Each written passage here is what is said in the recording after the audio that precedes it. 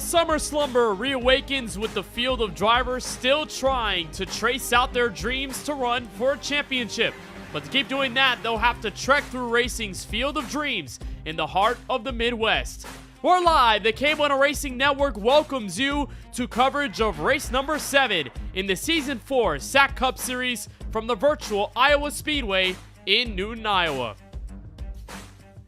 Happy that you're joining us again on another Thursday evening after a little bit of time off. We're in the broadcast booth here from Iowa Speedway. I am Kenneth Bueno. And to toss off of what we saw several weeks ago at the Speedway Indiana Rectangle, the Cathedral of Speed, and the Indianapolis Motor Speedway, the main word to use to describe it was chaos. That seemed to happen even after the checkered flag fell at the 2.5-mile rectangle where Rivers Jones thought he had won the race until race control had a different decision to make well in the moments leading up to this race tonight here from Iowa Speedway. We'll get into that in just a couple of moments, but as we dive into the heart of this regular season from the Midwest here in Iowa, we recover after a 2-week summer break, and after we get back into it, we'll head to the Lone Star State following that at Texas. All-Star Racing to follow at the Kentucky Speedway. We'll go to the Bluegrass State for that, and then of course everything after as we step into midseason madness and join the Eliminator Chase heading into the postseason. Let's give you a refresher as to what happened just several weeks ago at the virtual Indianapolis Motor Speedway, and it was wild, that's for sure. After they took the green flag, it was a wild one. That was AJ Hyder, Ethan Fonseca Moreno leading us to the green flag all the way to the entry of turn 1. And one thing that we noticed early on, the amount of yellows, lots of chaos in the early stages of the race. This was just one of the incidents that brought out many of the yellows in the opening segment. Dale Beck going for a spin, Randall Payne spinning on the inside, but still flashes of brilliance. 3 wide for the race lead. Steven Maggio down to the inside. Moreno would hang on through the outside lane in turns 1 and 2. He would start to lead a good portion of the race as the cautions continued to fly, and then the chaos just continued as well. Dale Beck here, this time going into the outside wall. Contact from behind entering turn 3, and a lot of the trouble spots we saw were in either turns 2 or turns 4 at Indianapolis. That led to a lot of the pit strategy that we saw early on in the race. Moreno, AJ Hyder, a lot of other drivers came in. Steven Maggio decided I was going to stay out at this point of the race. He'll lead a couple of laps at that point.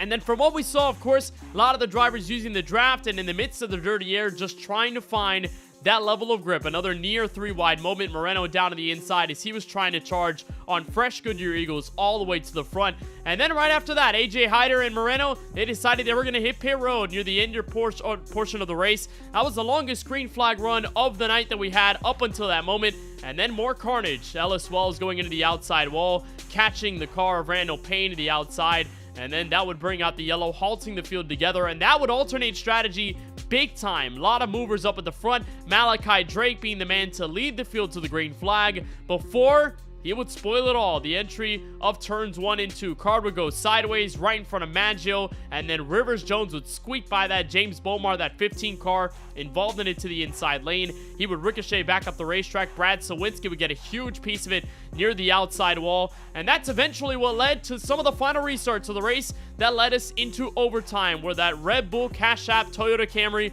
of Rivers Jones would hold out in front, take the race victory, but race control deemed there was something else earlier in the race that had to be dealt with. And so as Rivers Jones crosses the line, and we thought he was going to be another different winner added to the 2025 list, Moreno, who ended up second at the start-finish line, would indeed be considered the victor at the end of it all.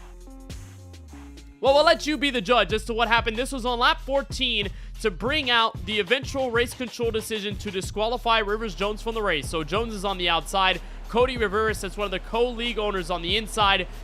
Major contact off of turn 2, but then slight contact here on the back straightaway, sending Rivera's hard into the inside wall.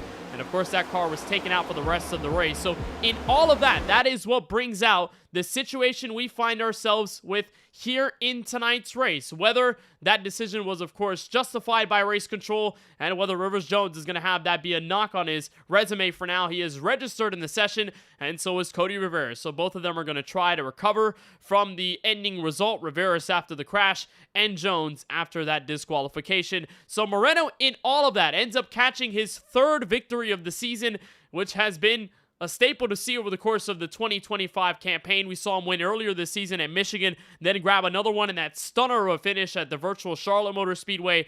And then after that, of course, everything that followed with Moreno just being strong, but not really being able to capture the crown just yet. And Indianapolis giving him another winning moment. Our drivers are heading into qualifying right now as we get down into it. And of course, we have to dial in our Shoey's Sportsbook odds as we get into it. Apologies for that. Brain is going a little bit blank right now. But for the Shoey Sportsbook, this is what we have for Iowa in the cornfields tonight. Steven Maggio, the driver, currently favored as the driver to win. Although he's had some good runs here in 2025, the defending champion still hasn't been able to find his way around. Andretti Robinson has had a pair of top 10 finishes. Lots of good runs for Robinson this season. He'll try and get it down. That's Gabriel Dahari. Spelled wrong, though, but one race win in 2025. AJ Hyder, Ethan Fonseca Moreno, some of those drivers who have been strong and some who have been able to capture checkered flags so far this season, like Connor Trafari, Ollie Reeves, Amir Bascombe, right at the end of that top 7 or so as we get down to the sportsbook. So that's sort of the AI-generated odds that we'll get over the course of the season, and as Alex Schumacher puts them together, it is kind of fun to see which drivers are favored and which ones are not. There was a lot of discussion as to whether Maggio should have been the favorite given his overall resume so far in 2025, but he's still strong. We jump into Iowa with another chance for Maggio to grab a race victory this season, so the 51 car could very well be a threat as we jump into it. Well, the Iowa Speedway is a brand new challenge for the drivers in this Season 4 SAAC Cup Series. First time we visit this 7/8 mile of a track since Season 0, the inaugural season of the SAAC Cup Series. This track opened back in 2006, owned at once by NASCAR Hall of Famer Rusty Wallace, but switched over to NASCAR ownership later on. They repaved these corners in turns 1 through 4. They kept most of the old 2006 surface around the edge of the speedway, but it is going to still be a challenge for a lot of the drivers, especially with the brand new next-gen update. And just to get a little bit more of detail as to what changed throughout this Iowa Speedway, here's what you need to know. Here are the key things to know about the newly reinvigorated Iowa Speedway. The biggest change is the track surface, which now has repaved asphalt in all 4 corners. This will provide higher grip for the drivers over the course of the race. The partial repave occurred in 2024, when NASCAR, the owners of the track, decided to shake things up and try and reinvigorate the track surface. Now implemented in iRacing, the drivers in the sim will have to chase for the grip at the inside of the racetrack, instead of bumping across the old 2011 surface. Apart from that and the brand logos across the speedway, the Iowa Speedway is just as beautiful and just as fun to drive as the drivers take on the track tonight.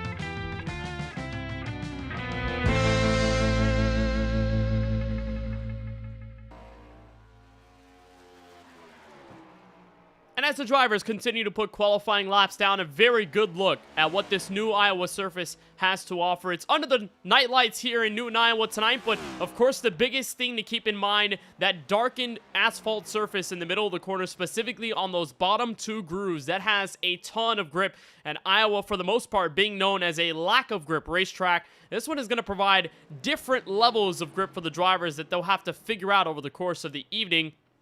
As Ollie Reeves puts in his qualifying time, he'll set one of them good enough for the top 15.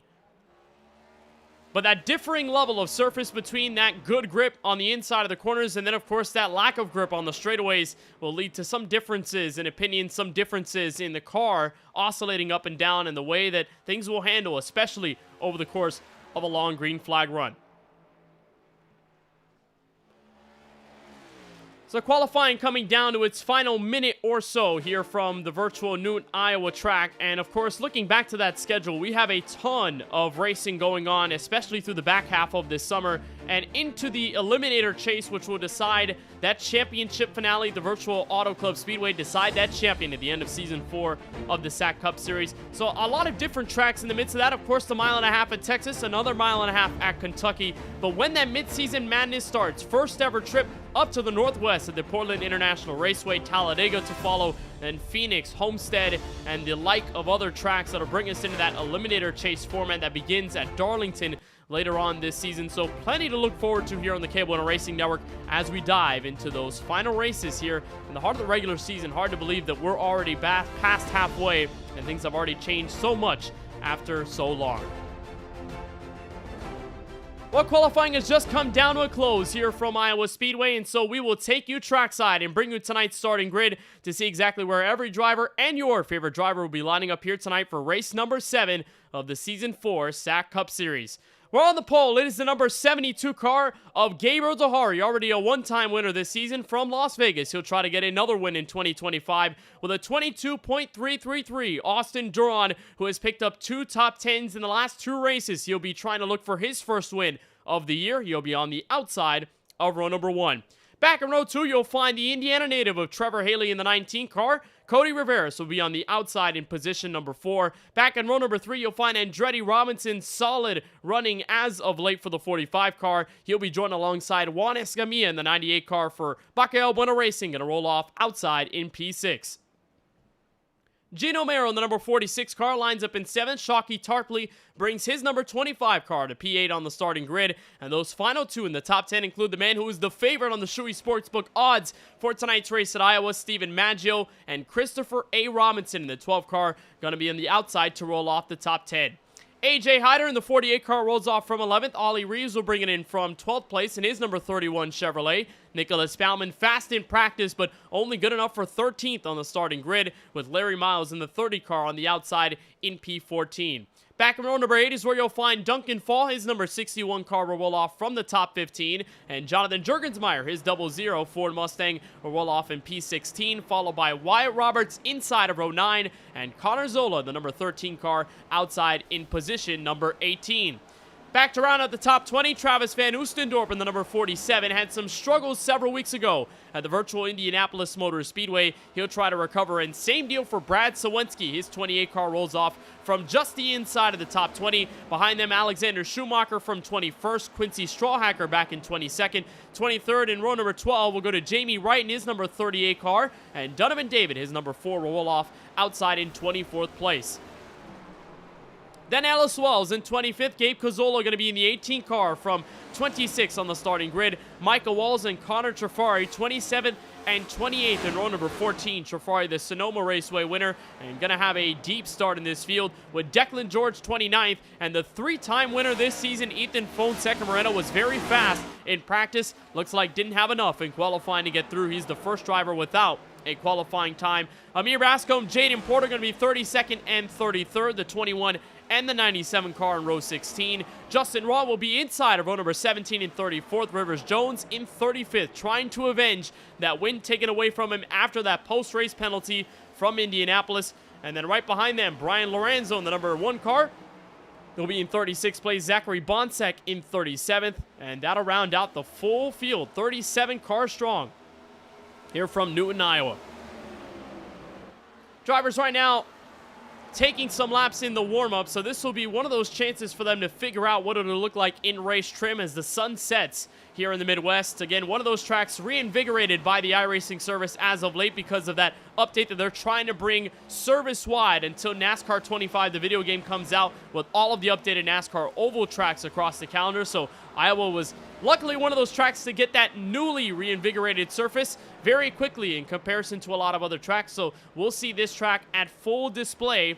And already with some of the other venues we've seen be refreshed this year, Indianapolis being the one several weeks ago, Las Vegas that we saw earlier this season, we kind of caught it at the right time, getting those tracks looking good when it, of course, matters most to have them broadcasted here on the KBueno Racing Network. So final minute to go until this qualifying session ends, or this warm-up session ends, rather. And just to give you a little bit more of a scope as to what it is to drive around this Iowa Speedway, this is what it's going to look like. And this is the onboard lap that I had to put together. So this is on the front straightaway, very bumpy as you charge into turn 1, downshift into 4th gear. Again, all of it going to be about swinging to the inside as quickly as possible, that freshened surface at the bottom.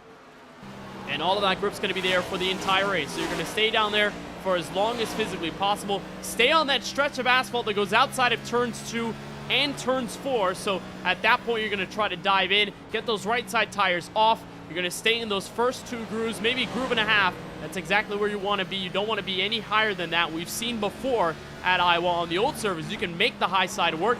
Here in this new surface, can't really do so anymore. So as we dive into the rest of this race, you'll see all those drivers clinging to that fresh pavement on the inside of the racetrack, and that will do it.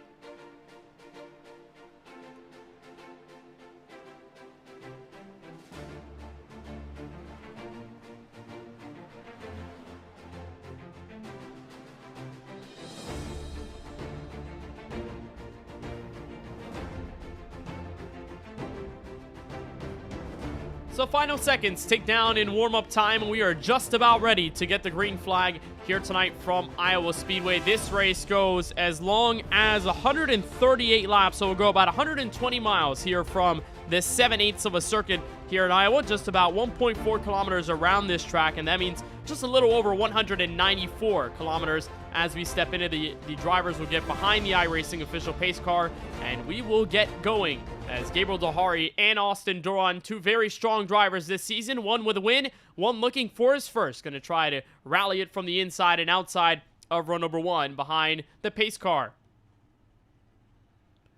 So a look at the weather here from Iowa Speedway. Of course, the track temperature not as hot. We almost anticipated this would be a day race, but this one will be under the lights here in the Midwest, so we will have a track temperature just north of 75 degrees Fahrenheit. The wind's not as strong either, blowing to the southwest at about 2 to 3 miles an hour. A beautiful evening to go racing in the sim nonetheless for right now, and so as the drivers will figure things out, it will be much more of a case of can you manage the amount of grip given to you because of that cooler track temperature instead of just trying to find it in the midst of the heat, which we've seen at a lot of other tracks this season. Indianapolis was one of them. Las Vegas was a huge part in that, played a huge role in the drivers finding as much rear grip as possible and even front end grip in the middle of that track surface that in the desert gets super, super hot.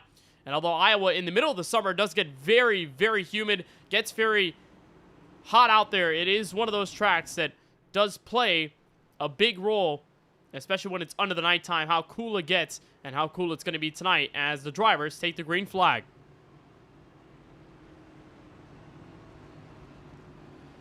So just an update from race control. They have let us know that Rivers Jones is suspended after the incident with Cody Riveras. And of course, he was docked a ton of points after that. So sort of kills his momentum in trying to charge for a SAAC Cup Series championship. He did try to join tonight's race from Iowa, but he was immediately disqualified from the race control admin. So we will have originally 37 starters, now turn to 36. As Brian Lorenzo and Zachary Bonsick were at the final row of this full car field, going to be moved up 1 spot more than we initially anticipated. So 120 miles here from Iowa as Gabriel Dahari and Austin Doron take us through the front row. And if you've watched some of the broadcasts lately on the KBueno Racing Network, last time we had a show at the virtual Iowa Speedway, you would understand that Gabriel Dahari is someone to be reckoned with and a force in general. Him and Brandon Hawken went toe-to-toe in the final laps of that 4-wide racing event here on the older surface of Iowa, but doesn't seem like Dahari has lost any of that speed whatsoever. So we'll see if that ends up being the same case for the 72 car as we get around to turn 4 and take the green flag for the first time.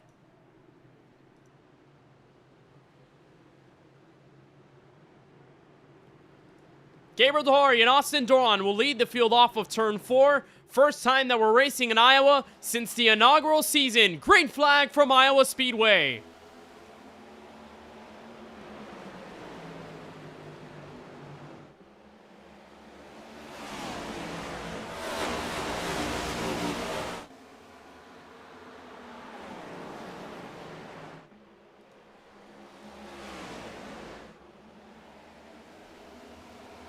And after the first lap, Dahari in control, Doron second, Trevor Haley back in third, and then Cody Riveras and Andretti Robinson back in the top 5. But a very clean start here at the virtual Iowa Speedway. A lot of the racing still going on in the mid-pack, but of course everyone trying to look for that white line at the bottom of the speedway. It's what's given so much grip to the drivers over the course of practice and through the warm-up session so far.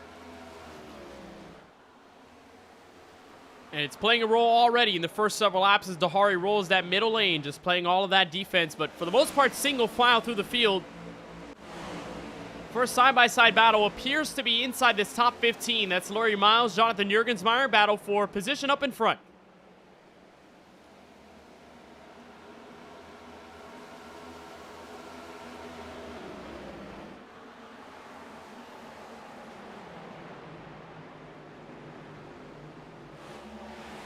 And challenging to the inside, Jurgensmeyer will have the spot. So far, a lot of the drivers still making their way around and sort of getting their footing together here at Iowa. Good battle for P5 on the racetrack. That's Stephen Maggio to the inside. And Andretti Robinson playing defense on the top side, a driver who has picked up several top 10s in the early portions of Season 4. Of course, top 10 running at the virtual Indianapolis Motor Speedway just several weeks ago. And Gino Mera right in the background, staying out. Car stepped out in the middle of turn 2. So he'll follow behind the 48 car of A.J. Hyder.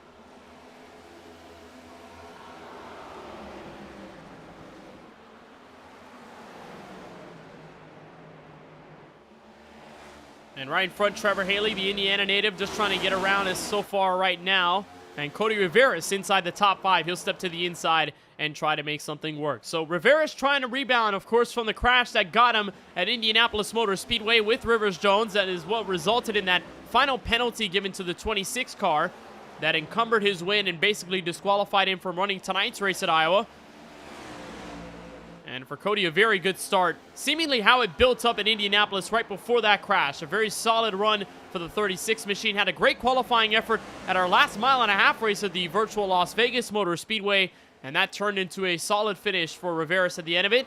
As he watches in the rearview mirror, Maggio and Robinson continue to go at it for position. This time on the inside and outside, switched around. That Xfinity Toyota Camry gets the run off turn 2 off of that hill. Again, it's going to be about getting as much tire as you can on that freshly paved surface at the inside of the corners. And you'll see a lot of it extended that third lane at the exit of the speedway in turns 4 and turn 2. So a great look at it here. You dive into that darkened piece of asphalt at the bottom 2 or 3 lanes of the racetrack, but then the third lane is the only one with the fresh asphalt right at that exit where the throttle comes back in. And with the lack of diffuser that we have on this short track package of the next gen car, it really adds into the level of consistency you can build up on that lane, and of course how much throttle you can plant as quickly as possible. If you get any higher than that into that bumpy surface, those rear tires start to light up, the right rear tire skids away, and then you'll find a lot of that loose condition come around because of that. There's A.J. Hyder making the move, so we're 2 for 1. Riveras falls back 2, and Andretti Robinson will try and stay in touch as these front-running guys continue to pull away. Austin Doron has kept Dahari honest within half a second so far. That ADR Graphics Chevrolet keeping that 72 car in check.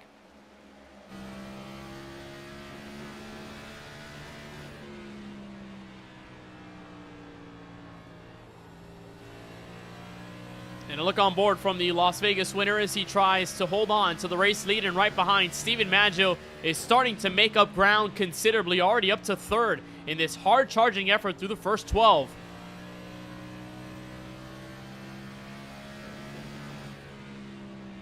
And as Dahari continues to lead, first caution out here from Iowa Speedway. And already trouble, I believe, near the back. Seems to be some sort of situation all the way at the rear. I believe Michael Walls may have been involved in that. Brian Lorenzo was at the back already, but Michael Walls may have found some trouble. It appears no damage on his Cleveland Cavaliers Chevrolet, as we'll try to dial in what's going to be our first yellow of the race tonight from Iowa Speedway. So it appears it was Michael Walls who was involved. Remember, Walls had been involved in one of the early yellows in Indianapolis, one of the many that we saw in the beginning portion of that race. Here's around James Bomar, then Amir Bascombe, Kane's machine on the outside. And just like I mentioned, getting into the bumpy stuff, that right rear tire gets into that old surface off the corner, planting in the throttle. The car goes sideways. And for Mike, a very harmless incident, harmless spill down the straightaway. His car is going to be able to be okay, and he'll continue at least for now. So first yellow thrown here, 13 laps in from Iowa Speedway. Austin Doron had been keeping Dahari close for right now, but Dahari has been the main dominator so far. He's led every single lap up until this moment. But Stephen Maggio has picked up so much ground since the drop of the green flag, has gained a ton, peaked his way through the top 7, and already made his name known inside the top 3. So plenty more that Maggio can do as we get to the start-finish line and get the lanes decided for this next restart.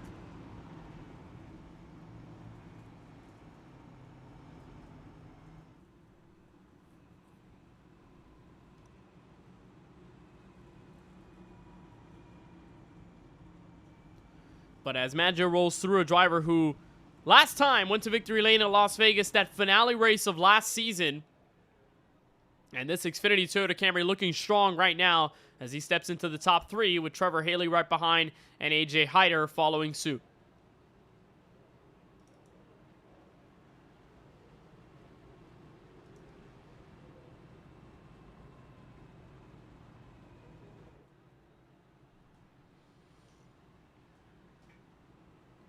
So first yellow out, 15 laps in the books here from Iowa.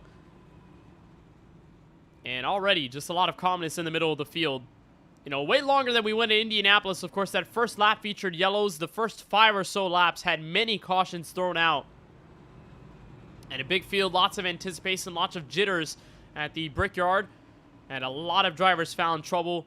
It opened the door for a lot of strategy, but what it did do is eliminate Gabriel Dahari early. He was one of those drivers who started at the back of the field at the 2.5 miler just 3 weeks ago, but involved in a crash early. His car was immediately sent behind the wall and to the garage, so Dahari didn't really see the rest of his race go like he anticipated. It didn't really go far at all, and so the B-Movie Racing Chevrolet will be back into it, just trying to put himself back in the right place. As the choose cone will come around to the start-finish line, Dahari will choose the outside here for turn 1. Steven Maggio will follow suit. Those are two drivers that have been very close with each other. They're sort of de facto teammates, different teams here as part of this SAAC Cup Series compared to a lot of others. Again, that KBueno Racing camp, a lot of them very close to each other, and some of those teams involving Dahari and Maggio, but those two are part of that Go Inc. Racing organization here in this series, so they seem to be working together very swimmingly. And they're going to be trying to work together here on this next restart with Austin Doron and AJ Hyder, the pair of Chevrolets, to react on the inside lane.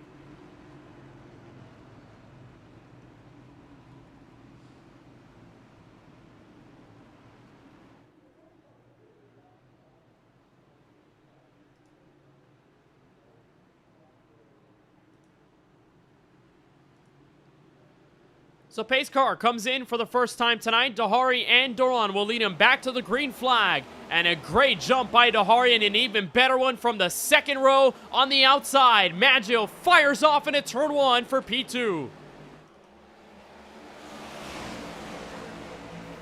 And what a wonderful start it's been for Maggio, firing off on all cylinders, and another caution comes out. Big crash right behind, and several drivers may have been in it. They were tussling around on the back straightaway. And already trouble for Connor Trafari. The Sonoma winner has heavy front-end nose damage.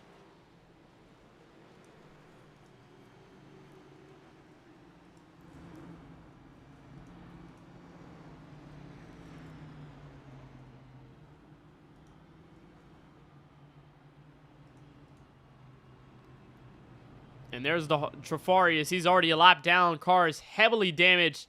We'll see if we can get a look at the replay and how that all unfolded as they were coming off of turn 2 for the first time since that green flag restart.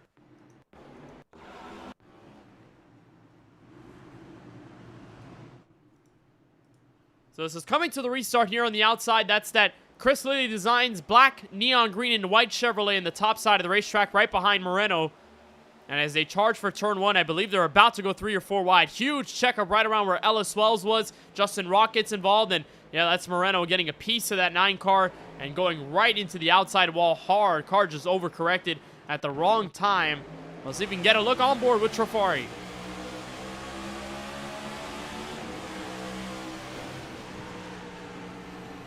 And he makes a move up top again, that bumpy surface with such a lack of grip. And in the middle of that transition gets so dangerous, but he got tapped sideways, tried to save it, and the car just unravels from under him. So Trafari going to be way behind the block on 2 laps down and counting, as we'll be underneath our second yellow flag of the race, only 19 laps in.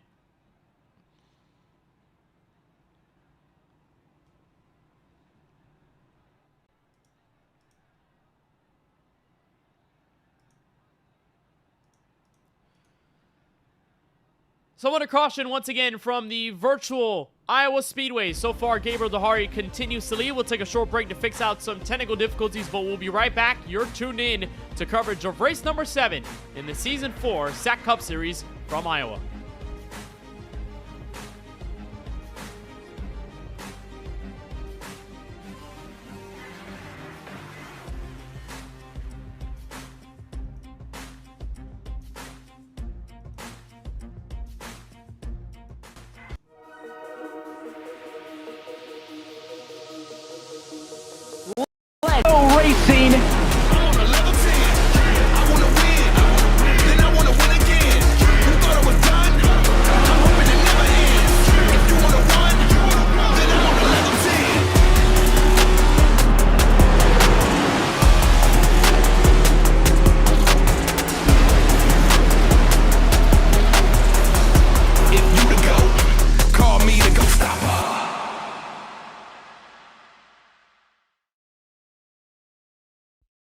Racing isn't easy, but experiencing it is. iRacing puts you in the driver's seat with the industry's leading sim racing game. Drive on laser scan replicas of the greatest racing circuits from around the world. Go head-to-head against other drivers chosen by skill-based matchmaking to ensure competitive racing at every level. Compete across all your favorite series. In officially licensed cars, engineered to deliver the most accurate driving experience possible.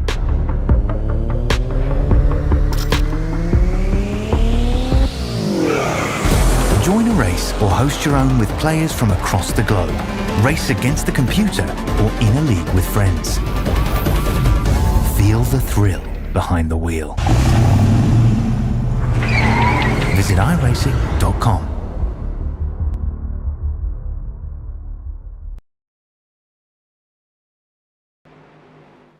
Back live from the virtual Iowa Speedway, already under the green flag here, lap number 22, and Austin Duran sailing to the inside, nearly made a move on the race leader, Gabriel Dahari, and he may have another chance in 3 and 4. Dive to the bottom, he's got his nose there to the outside and still can't do it. Dahari leads back to turn 1.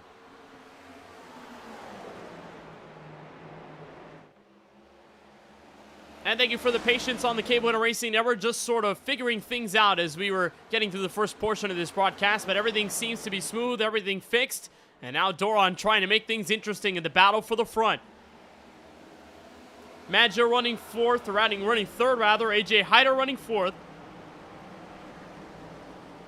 And Cody Rivera, that 36 car, we saw him drop 2 at the beginning of that first green flag run.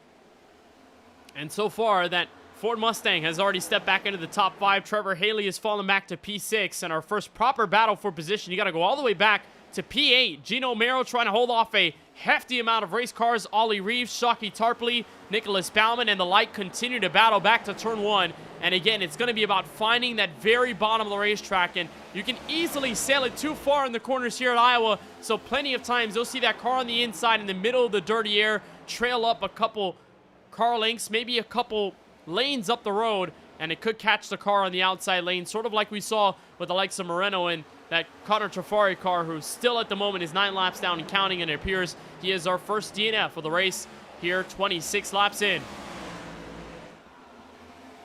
And there's that bright Napa Auto Parts Chevrolet, Nicholas Baumann on the inside.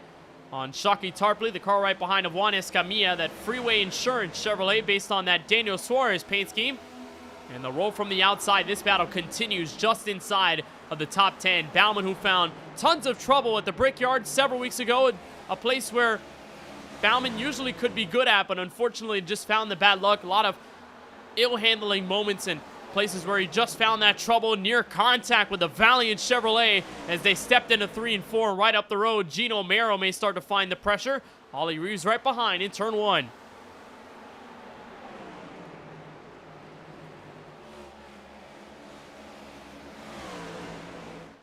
One thing that's going to be key about driving this next-gen car here at Iowa is making sure you can complete these passes in a quick hurry. You'll see a lot of that inside line shuffle, and a lot of that is because it's really hard to find that grip in the midst of the dirty air.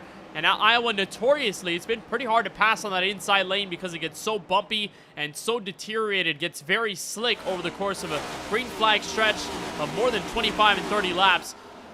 So more often than not on the old servers, you'll see that outside lane be so predominant and be very fast. But for right now, inside is the way to go, although drivers have been very eager at anticipating different lanes already, just all in that attempt to find that clean air. Here comes Reeves down back low to the inside on the Smart Food Toyota Camry, dealing some dirty air. How about the mid-slide drop there in the middle of 1 and 2? Mero fights back nearly on the inside, but Ollie Reeves will take away P8.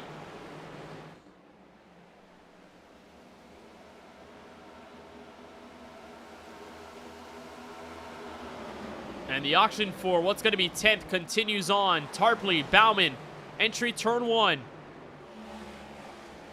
And Escamilla not too far behind. The KBueno Racing teammates not really helping each other in this case. 2 of those Trackhouse Racing inspired numbers. And Tarpley pushes forward near contact with Mero as he steps to the inside. Got the run in turn 4. Here comes Tarpley down the bottom. And Escamilla is going to sling under. 3 wide in turn 1.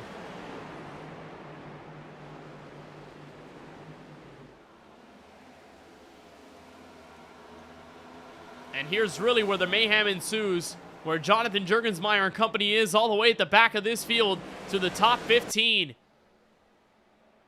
Now on board look from Jurgensmeyer.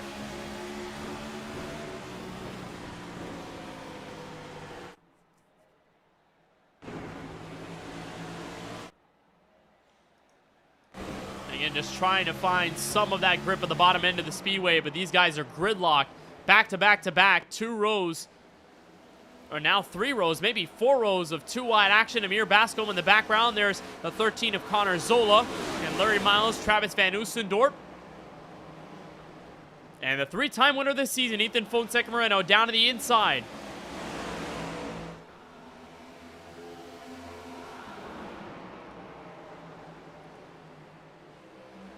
Just hard-fought racing with really nowhere to go. Everyone is stacked up all across this Iowa Speedway, and Moreno would finally find a way around Travis Van Oostendorp. That's going to be a hard-fought position. That's going to be 16th on the racetrack only, so a lot of work to do for a lot of these guys in the middle of our pack. Here's our Charlie Byer photography onboard camera with Ethan Fonseca Moreno. First time we have Moreno on a camera in this season. He kind of asked me how things would go and working the camera setup. So Moreno will have his camera, hopefully, for the rest of the season. He'll dive to the inside of Robinson here, follow Jonathan Jurgensmeyer in that trail to turn 1. But again, just shows you how hard you got to work, especially on that bottom lane where all the grip is on the inside, yes, but the lack of grip when you count in the dirty air and the understeer that hits the front end of the race car as quickly as you realize it.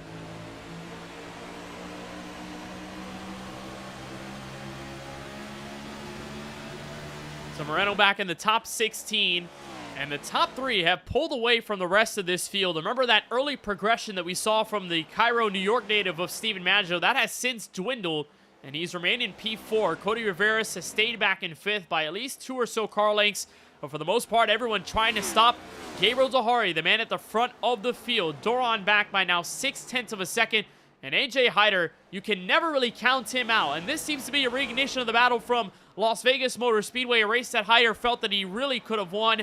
And like we've talked about with him throughout several of the post-race interviews, we've had the chance to speak with him after plenty of top 3 finishes. He's always told us that he's agreed with our statement that the car speed has always been there, the discipline has been there, the pace has always been around, but it's just figuring out that final puzzle piece to get a race victory in 2025 put together. Very close at Sonoma earlier on this season, but fell short to the ultra-fast Connor Trafari.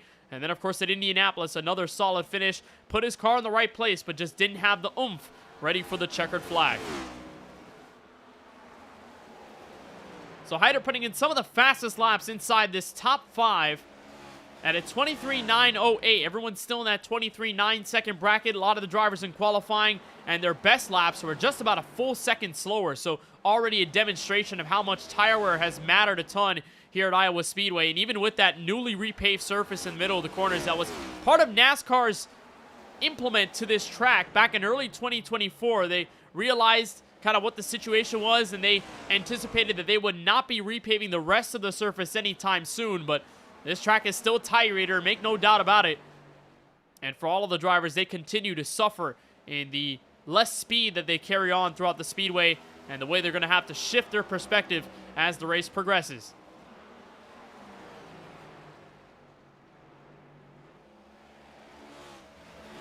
So 41 laps in is where we're already starting to find a lot of that separation. Car on the outside wall, that's Andretti Robinson finding trouble. Heavy right front damage on the 45 car, and he's in the middle of a mess, nearly 4 wide, and there's contact in the middle of the field. Spinning is Ellis Wells in the middle of the corner, and will they save it? The answer is yes. A wonderful save by Michael Wells, and Ellis Wells will stay green. And now a spinner, Van Oostendorp in trouble off of turn 4.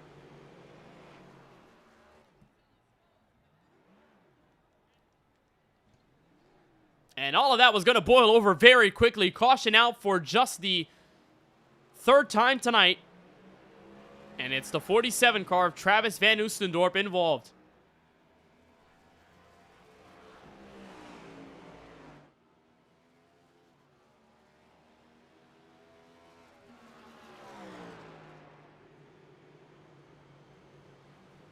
Let's figure out how this all unfolded with the 47 car, but really all of it just built up.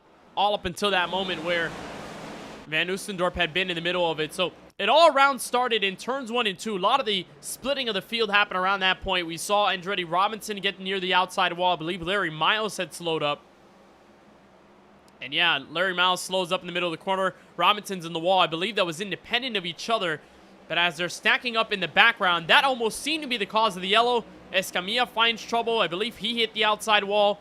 And then as Van Oostendorp and Amir Bascombe chase to turn 3, Van Oostendorp just about keeps it together. And right about there is where he loses it. Gino Mero gets a piece of the back end. And around that Van Oostendorp goes for the rest of it. So with that, field hits pit road for the first time tonight, lap 45. It had been too long of a run for the field to not anticipate coming down pit road. Left side tire jacks up on the 72 car. He has been the fastest car of the night. Does he beat the field off? The answer is yes, but by a slim margin, nearly 3 wide as they were coming off of pit road. And Gabriel Dehari will have the edge. Austin Duran, AJ Hyder falling back in second and third. And then Maggio Riveras, that continuous top 5. They stayed the same relatively for the rest of this race. After that initial stretch of yellows, those first 2. And we'll continue on. But a lot of damage, I believe, to drivers. Juan Escamilla, lots of damage there to the right front. And Andretti Robinson also picked up a ton of damage, specifically to the rear end of the car. And he had been hit from behind as the traffic was just about getting through. We'll see if we can get another look and see what happened with the 45 car, that AR exemplary Ford Mustang, as he was pushing through the pack.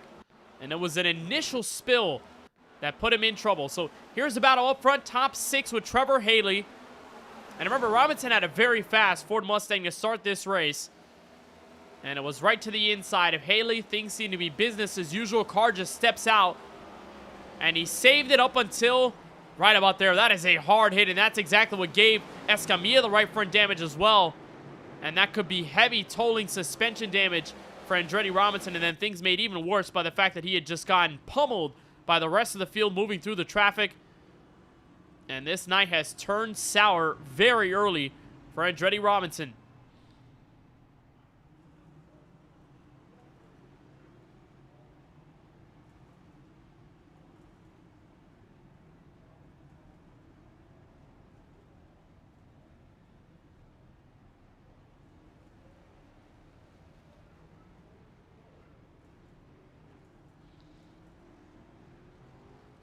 And Robinson trying to continue and build another top 5 streak after picking up 2 6th-place finishes through the first 3 races of the season. And then had a 4th-place finish at the Brickyard just 3 weeks ago, but with a heavily damaged car. No fast repairs in this series, so unfortunately Robinson will have to deal with the brunt. And we'll try to go back green here at lap number 48. So Dehari out front, he's chosen the outside lane in all of the green flag restarts we've had tonight. Duran on the inside to react. And this time it's AJ Hyder playing that offense on the outside of row 2. We saw how good of a run Maggio got in one of our last green flag restarts. And it's the very same this time around. No stopping the B-Movie Chevrolet in the chase back to turn 1. And here comes AJ Hyder. Fire off through the outside, and he's got second. A wonderful move by Hyder puts him in the runner-up spot. And there is just one man to beat, as Hyder and Dehari have played this story before at Las Vegas Motor Speedway, where the 48 car was just 1 spot short in those final laps. And could he try to take the lead as we approach nearly halfway here from Newton, Iowa? And all of those significant bumps down the back straightaway lead you into a very straight and very smooth entry to turn 3, and then back onto the bumps as you come out of turn 4. And just a great look at what this Chevrolet has to deal with, just trying to get right back into the high gear and lay off the gas pedal as early as possible to escape all of that dirty air. And so far, we've seen Dehari stay up about 1.5 lanes from what the usual running line is at the very bottom of the racetrack. And you've seen Hyder implement that, and a lot of the drivers running second on back, they stay very faithful to the white line. They get as much as they can down there in the apex, and then they try to float as much off of the corner. But Dehari's been more comfortable running that middle lane, and that seems to be the lane of use for most of the fast cars right now. And it's very, very similar to what we saw on the old Iowa surface as well. It was much more bumpier down the inside of the racetrack, so you would really want to stay in that middle lane, that half a lane to a full lane higher than the very bottom of the racetrack, and that would give you the most pace. So Dahari seems to be using that sort of method right to the madness, and the 72 car just as fast as ever, staying ahead though by only 2 car lengths. And right behind battle for 8th, here comes Moreno down to the inside. He's had a ton of time to charge through the field, 52 laps in, and on the fresh Goodyear Eagles, steps in front of his teammate Bauman, and he'll step right into the edge of the top 7 as Duncan Fall and Trevor Haley try to battle it out for P9 and P10 on the racetrack. Trevor Haley, very fast start for the Indiana native, but a driver who was initially for the Dark Horse Motorsports Group in other leagues has transferred over to KBueno Racing in that 19 Chevrolet. Going to be falling back near the edge of the top 10. And some of that area of the field featuring some of our best battles right now, including one of those involving Jaden Porter, the Louisville, Kentucky native, on the inside of Christopher Robinson in this battle for 11th. And we haven't seen much of Jaden Porter throughout this 2025 edition of this SAAC Cup Series. But great to see Porter back in action as he stays to the inside, just trying to plant this car as much as possible off the corner. And so far not successful in that battle with the Suntech Ford Mustang. And for Porter, last time we saw him was, I believe, trying to make the race back at Sonoma before he had initially made that start at Las Vegas, joined his teammate Moreno, and had a pretty solid finish to go with it. Although those drivers had spent a bulk of that time battling, and we know how much banter they have between each other. A lot of trash talk, a lot of fun between those two as teammates. But Porter with a very strong run tonight from Iowa, stepping into the top 12. Still not getting away from Robinson, though, in this battle for 11th, but Porter still cutting his teeth through the mid-pack. Same deal that Moreno is doing as he just gets into the top 10 and just about pulls away from Bauman right behind.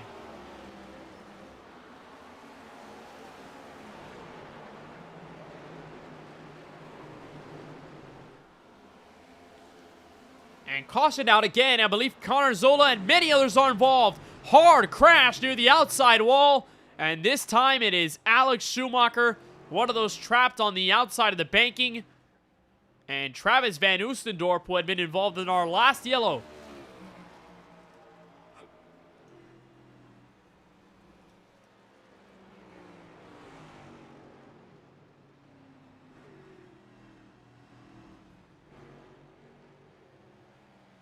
And more trouble for Schumacher and his Dr. Pepper Ford Mustang as he finds himself in trouble for the very first time tonight.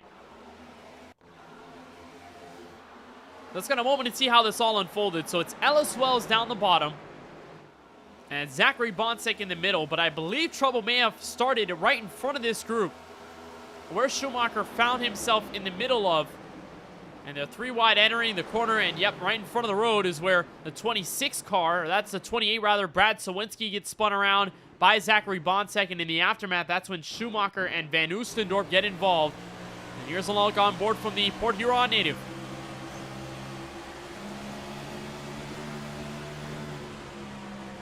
And just a contact for Sawinski, and as Schumacher slowing down, I think he just had about that contact from Van Oostendorp, who was also trying to get out of harm's way. But unfortunately, they end up in the middle of the harm.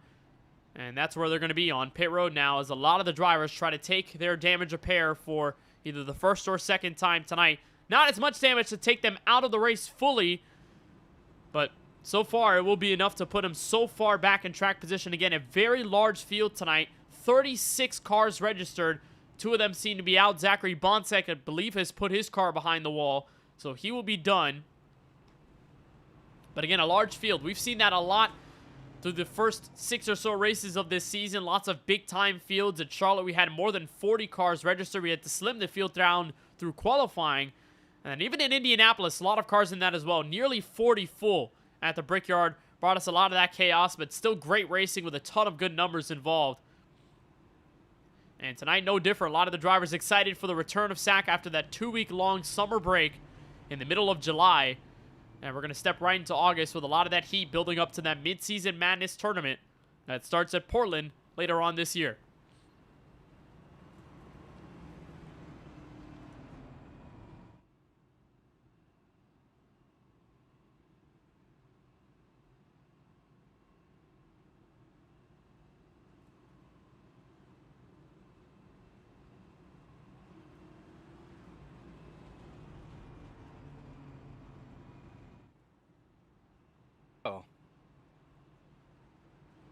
Yeah, I got a copy.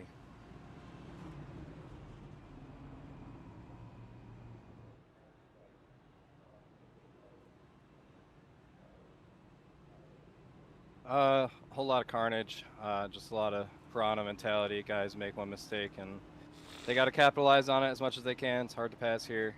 I just held my line, rode around the bottom, tried to follow a guy, and got caught up in it. Just wrong place, wrong time again. Got 4 minutes of damage here. Decided to stay out because I don't want to end my race early and go down a couple laps. So we'll see. We'll see how it works out here. What have you learned so far the most about this Iowa Speedway with this new repave? The inside is OP. You know, you just got to be on the inside. It's very it's where you got to pass people. You can pinch them low on the outside, and you could also make that work. But tires are the difference here. Tires fall off is pretty severe. So you know, you just got to be on your A game with the tires, and most importantly, pick the line that's moving. If you get caught up in a line that's not moving, you get stuck behind a guy that's slow, you're just never going to make any progress. All right, Alex, we appreciate the time. Hopefully your race gets righted, and best of luck on the restart. Thank you, Kenneth. Love you lots. So Alex Schumacher going to be at the back of the field just trying to recover from that little incident there at the entry of turn 1. Green flag comes out here from the virtual Iowa Speedway, and once again, it is lights out and away for Dahari, but Doron and Hyder are going to be in this side-by-side battle for P2. It extends all the way to turn 3. Doron's there. He fires off down low and plants around. Austin Doron plays the defense for second place.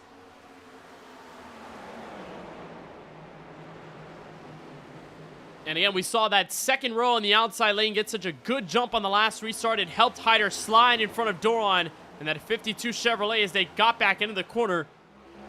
But for Doron, wonderful defense. Now the biggest ploy is going to stay right ahead and keep Dahari honest.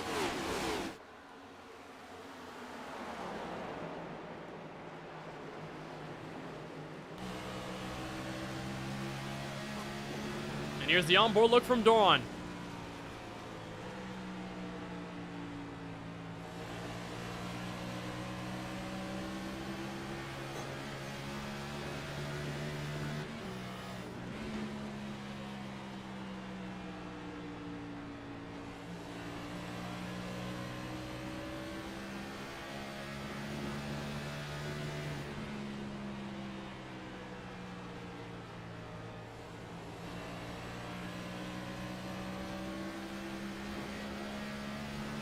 So far quick, but not quick enough to try to catch up to Dahari.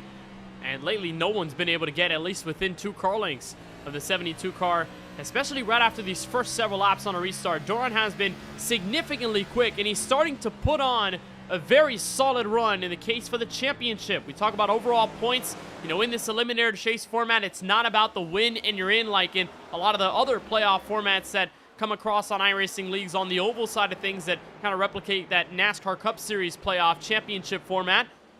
But for this series, it's all about how much points you pick up over the course of the year. And for Doron, he has been on fire. The last 2 races at Sonoma and at Indianapolis, Doron has been able to pick up an average start of 5th and an average finish of just 4th place. So there's someone to watch out for, and it's this man right here in that AD Graphics 52 Chevrolet as Doron just gets to the inside. Dahari washed up wide in the middle of 3 and 4. Caution flag waves again, and more trouble at the back. This time, Brian Lorenzo, the other AD Graphics Chevrolet, involved in a spill into turn 1. It looks like no damage for the 1 car either, so may have just been a similar situation to what we kind of saw earlier in this race with harmless spills. Michael Walls had been in one of those off of that final corner. And it seems to be a big-time trouble spot for a lot of the drivers in this field. So another look at it here off of turns 3 and 4 in the battle with the other sponsored race car of James Bomar down the inside. This is right behind Michael Walls, Jonathan Juergensmeyer. And in this chase off turn 4, yep, just losing it. The 1 car of Lorenzo and then catches the 15 of Bomar. Those 2 similarly sponsored cars get the touch. And no other problems there as they come back to turn 1. It's just about that spinning car, that lone Lorenzo machine who went for the spill. As here come drivers faking in and out of pit road. Almost thought that AJ Hyder would have been faked on going on in, but it looks like he is not. And they're just playing mind games right now. Remember, they pitted just about 20-ish laps ago, 25 as they cross the start-finish line. And as we're coming across on halfway home, and already past halfway home here from Iowa, it looks like they're just trying to figure out what they're going to do. Fake the tire sets you can use at the end of this race. But everyone will stay out for the moment, and we'll try to get this restart ready in about 2 laps' time.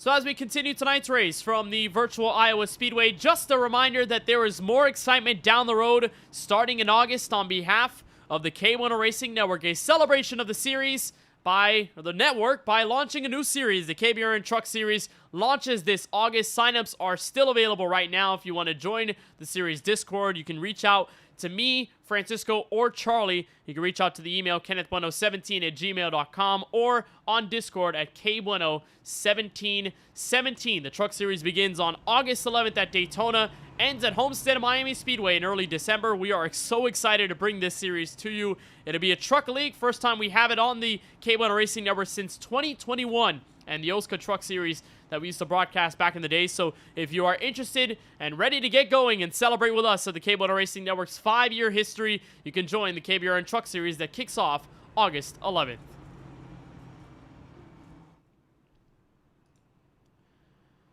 And, of course, more racing down the road. This Sunday on July 27th, we'll be racing for the Drop in the Hammer Cup Series playoffs. Their round of 8 continues in the middle race of the round at the Talladega Super Speedway. The big old Super Speedway will host all of that racing from there on out. We'll have that coverage at 8:05 p.m. Eastern right here on the KBueno Racing Network YouTube channel. And then the following week on Thursday, we'll have more coverage of the SAAC Cup Series as they return to the Lone Star State. Texas Motor Speedway, another 1.5 miles will host the series then. Our coverage goes live at about 8:35 p.m. Eastern, and you'll find it right here where you're watching this coverage of the SAAC Cup Series on the YouTube channel.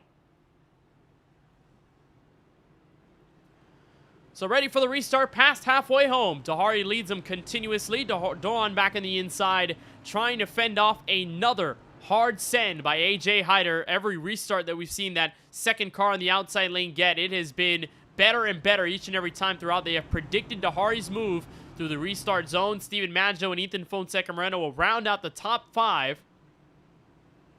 And what a pickup through the field it's been by Moreno. Had a race-high 7th building up earlier on tonight and was just in the heart of the mid-pack through the first sector of this race, but past halfway, putting himself in a good position. Again, strategy could very well still be in the cards. Tires will matter a lot. We've seen them fall off a ton over the long green flag stretches, so one long run could very well put us in the strategy book portion of the race.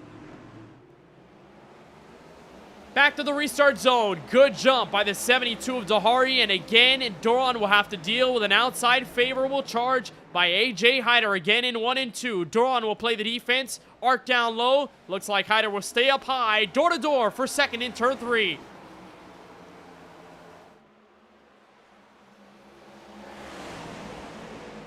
And now inching closer to the leader, but no dice. AJ Hyder fires his way from up top to the top shelf. AJ Hyder will take away second. Dawn right behind, and now here comes Steven Maggio looking for third place.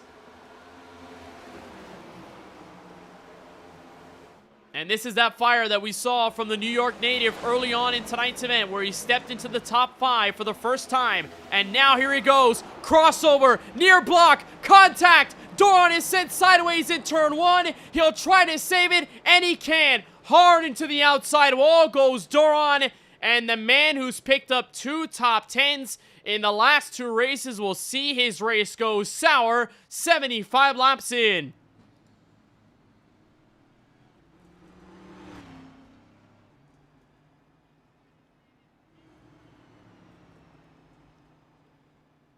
And what a great race it had been for Doran. And there's all of that damage on the front end of his Chevrolet. That's going to be hard to fix.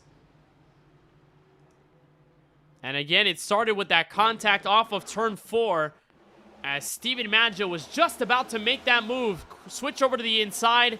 And here's a look how it all unfolded. So this is entering the corner. Steven Maggio starts to plant and make his move right about here. The nose creeps up to the outside. And already, this is a side-by-side battle for third. Doran knows that the Xfinity car is up there, so he gives him the space. Business as usual. but it's right about here. Doron just about clears Maggio for the third spot. Maggio sees the run building, gets the crossover attempt happening, and then Doron just about sends a half block, and they make the contact, and he is sideways from there on out, just trying to wrangle the race car to be straight by the time they got to turn 1, and it just did not come to be. So for Doron, it is a hard hit to the outside safer barrier. He will hit pit road, and it appears the rest of the field will, for the most part, stay out. AJ Hyder has come in, so he will elect to come down alongside Steven Maggio, and they will bring the rest of the field for service past halfway home.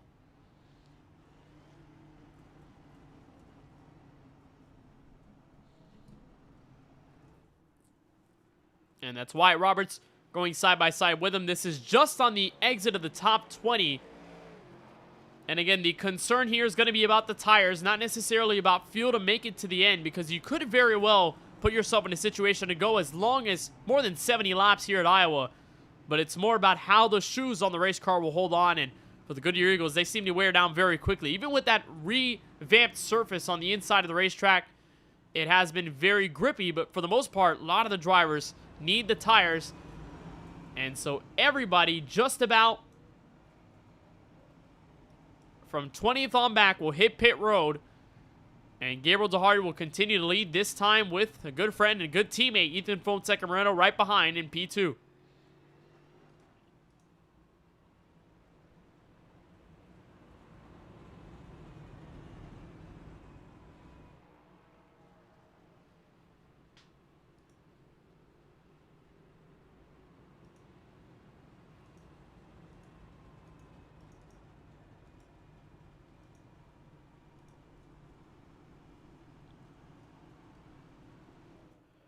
So Austin Doron involved in that latest incident. Very strong race car for right now.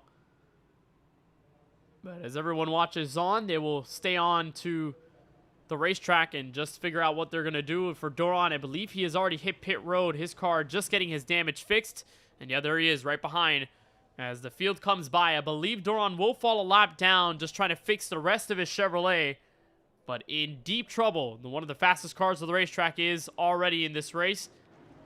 And we'll try to double them up. Doron will fall a lap down to the field.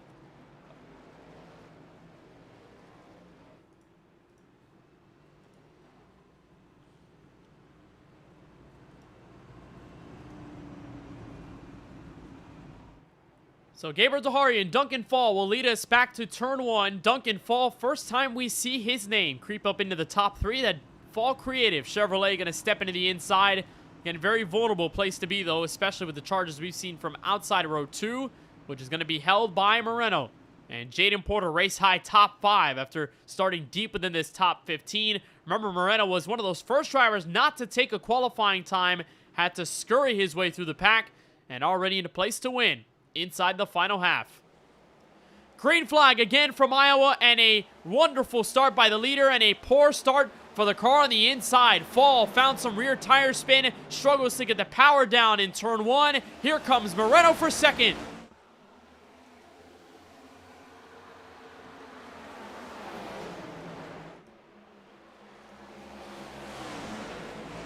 And the fight continues off turn 4. And the sword will be put down by Duncan Fall. Falls back to third. Here comes Jurgensmeyer in the battle for top 5. Jaden Porter has weaved his way through. They'll be door-to-door again at the exit of turn 2. And Jonathan Jurgensmeyer, what a race it's been for the 00. Another guy who's had to claw his way up through the field after starting 16th tonight. Has worked his way up nicely, and the mane and tail Ford Mustang stays on the bottom of Porter, who nicks the outside wall. And right behind them, here comes Justin Rod on the inside of Trevor Haley. This one going to be for P6 on the racetrack.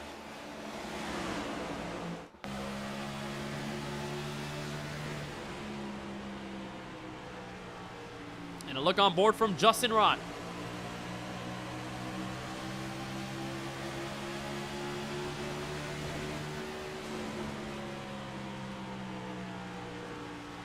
Just pointing down to the inside, but the biggest complaint from the driver base, especially at tracks like this, has been the dirty air. As much as you get it in the middle of the corners, it's so hard to turn. And that's why everyone's going all over the racetrack, even with that level of grip you find at the bottom that's way better than anywhere else on the speedway, especially in the middle of the banking. but you want to be higher up than other drivers just for that clean air and just for a moment to rotate that car better than the other right in front of you. And this is a good perspective of both lanes blocked on behalf of Justin Rott. Nowhere to go, just trying to be up high, following the tracks of Jaden Porter, but if he does so, he opens the door for Trevor Haley. But if he goes down to the bottom, no rotation there either, because that's where Jurgensmeyer is sitting, but not as much momentum on his tail. So it's all about that balance of finding your place, figuring out where you're going to go and where you can be the fastest as the run progresses. Remember, AJ Hyder, he had come down pit road. He was just beneath the top 20. There he is on fresh tires, already through the top 10. It has been a quick progression for Hyder. Escaped all the madness, 2 and 3 wide in the middle of the mid-pack from what we saw earlier on in tonight's race. And Steven Maggio, who also came down pit road, he's down in 11th. That Xfinity black and red Toyota Camry still finding his way and puncturing through to the bottom.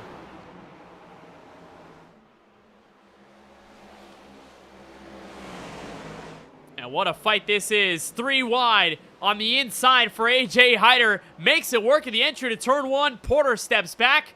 And AJ Hyder may just have the best car in the field right now. May get to the inside of Jonathan Jurgensmeyer. A lot of time to go until he can catch the front running 2. But Hyder's there to P3.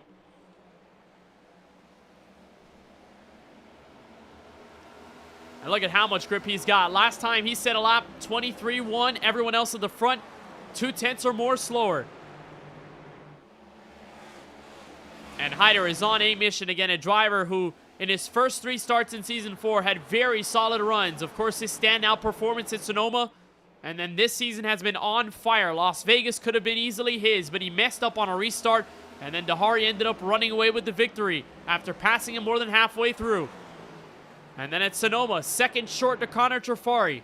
And now here at Iowa in the waning 40, he's going to have a chance to try and get up to the race leader. Now to the inside of Moreno for second.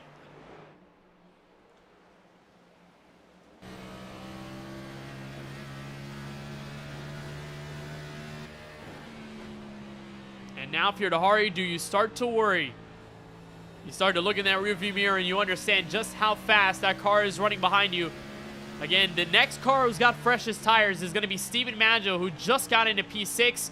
Cody Rivera actually has moved up inside the top 4. So Rivera may have a chance to steal third and now second as well. And here comes AJ Hyder on the fresh tire power. Fire to the inside in turn 1. He'll plant to the inside. He's got the nose underneath. New race leader after 91 laps here at Iowa. AJ Hyder leads.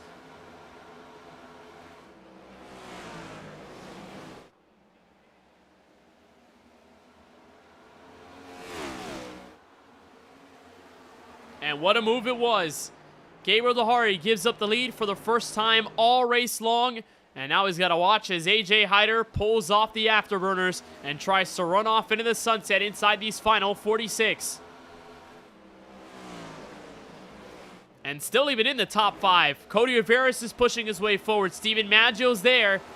And is there any second guesses about coming down pit road and not making that decision to enter pit road when the rest of the field did? Moreno will try and give way. Here comes Rivera down low. And now Maggio will give him the push. Not 3 wide yet into turn 3.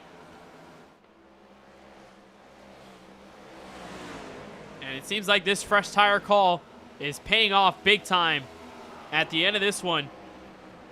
And for Maggio, the defending champion, who had such a good start to the season. 4th at the beginning race at Daytona, then 2nd to the runner-up, or the runner-up position to the race winner in Ethan Fonseca Moreno in Michigan. 3rd place at Charlotte Motor Speedway. Ended up with a top 10 at Sonoma. But Indianapolis is where things unraveled in a very big hurry for Maggio. Had a strategy call that could have put him up front, but unfortunately got caught up in a crash at the exit of turn 4 late in the race. And Altef Ford trying to evade causing a yellow, but it caused the yellow anyway. And Maggio super frustrated after that Indianapolis race, just trying to get back into championship defense mode. And he's got a very fast Toyota Camry just to put himself back into the top 5. He is hounding the rear end of Cody Rivera's Toyota, or Ford Mustang rather. Here comes the Toyota of Maggio to the inside. Slide forward in turn 1. And Maggio's got it for 3rd.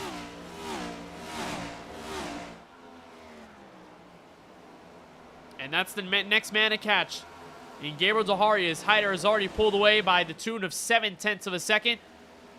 As we'll try to come down to what's going to be 38 laps to go.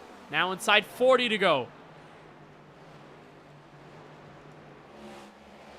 And Moreno continuously deals with the older tire set and falls back again. Now outside of the top 5, there's James Bomar, who, like Steven Maggio, probably wanted a bit more out of that Indianapolis race. Restarted inside the top 10 late in the going until Malachi Drake had spun right in front, and it took Bomar out significantly, ricocheting back up the racetrack in turn 2.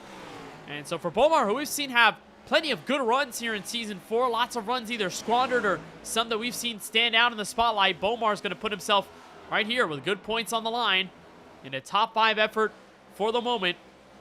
As Moreno hides back in P6, other battles inside this top 10 continue. I believe our first battle might be just outside of it. And here it is, Gino Mero, Justin Rott. This is going to be for the last spot in the top 10. And Mero, who has been sort of back and forth throughout the course of tonight's event from Newton, Iowa, is just finding his place, looking to end up in a rhythm and looking to be a little more comfortable here at the end of this one.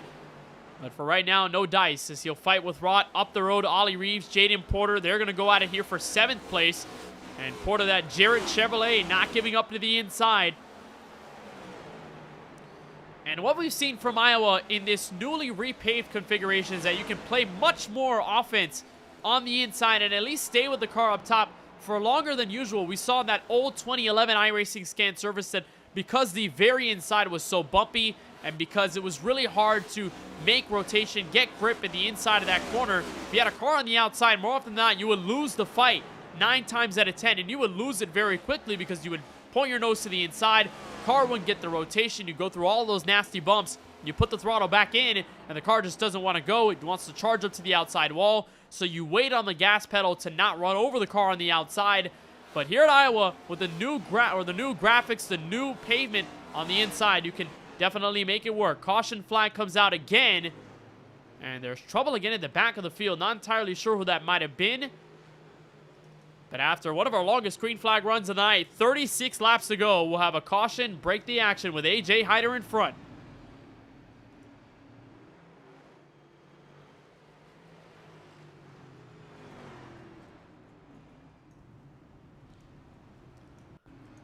So we'll see if we can diagnose exactly what went down here at the back of the field. Or, oh, a huge hit. Declan George, the 17th car involved. And this is the hard hit that brings us under yellow once again. So is George now on this lap working forward? This is right behind Shockey Tarpley. And they're running way at the top of the racetrack. Connor Zola will get into him. And then directly into the wall. Almost nearly the same place where Austin Duran found the wall. In the middle of 1 and 2, one of our last green flag restarts. And Declan George, the luck does not continue for the 17th car. He's on pit road, and here comes Gabriel Dahari and the rest of the field. They are in this time by with 35 laps to go. The money stop could be here at the end of this race. And a 2-tire call. Steven Maggio gets out in front on a 9.2 second stop. Maggio takes the lead for the first time from Iowa.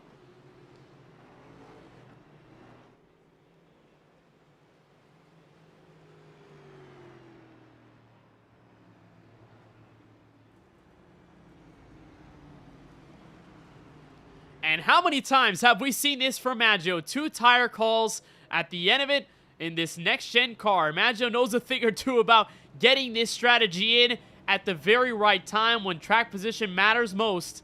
And the 51 car will lead us back to the green flag for the first time tonight. He is not the only car, though, to take 2 tires. James Bomar and Cody Riveris will join him in on the fight. And AJ Hyder, who was the race leader at the time of the yellow, clocked in a 14.1. That was all 4 fresh Goodyear Eagles and fuel. And going to get him all the way to the end with Dahari and Moreno right behind inside the top 6. So what a call by Steven Maggio.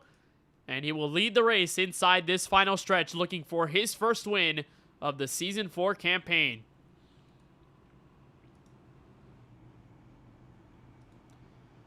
So let's see if we can try and dial up one of those drivers who catches on to the 2-tire call. Why don't we bring in one of the league owners in Cody Riveris. Cody, you got a copy with us? Yeah, I got you. What's up, Kenneth? All right, Cody. Well, it's a decent call here. A very fast car. You had fresh tires. You cut up through the top 5. and now it's 2 tires here inside the final 35. What's the decision behind it? Is it solely just track position? Yeah, I mean, pretty much just, we had a short run. The left sides aren't wearing too bad. Mine are still at 97% or so. And I figured it was the best way to guarantee myself some track position, considering that I don't have any tire sets left. We had kind of an alternate strategy there, Steven, AJ, and myself. Clearly it worked out, but I think we got that caution maybe just slightly early. So we got our fingers crossed now for a long run to the end. Because if we don't get one and we get a late yellow, we are screwed and we'll be going straight backwards. So might as well just keep the track position and see if we can get lucky here. Well, already tonight looking like a huge rebound from Indianapolis and could be a shot to win this race. Cody, best of luck on the restart. Thanks, Kenneth. So Cody Riveros will bring his Ford Mustang to the inside of row number 1 alongside the race control starter on this restart in Steven Maggio. So Maggio, much like Dahari all race long, will choose the outside lane. Pace car is down with 33 to go. Green flag. And Riveros is there, pointed to the inside, shut at the door by Maggio in turn 1. Slow car on the inside, it's Shockey Tarpley at the back, but we will stay green. Riveros trying to hold on to the wall. AJ Hyder down low to press forward on the inside. And it is calamity about 4th on back. Dahari and Bomar in the side-by-side battle for 4th. And Maggio not skidding away from the field just yet. Still within a car length as Bomar fights back and arrows to the inside. Again, 2 tires versus 4. And Bomar had taken the 2 fresh Goodyear Eagles only. He falls back to 4th. And now here comes Moreno, fight on the top groove. AJ Hyder is pointing forward. He wants to look there on the inside of Riveros, but he can't get it near. Bumper and caution flag comes out. Amir Bascom is the man involved. Huge crash in turn 2. And the Kane Chevrolet is a bit cooked on the back straightaway.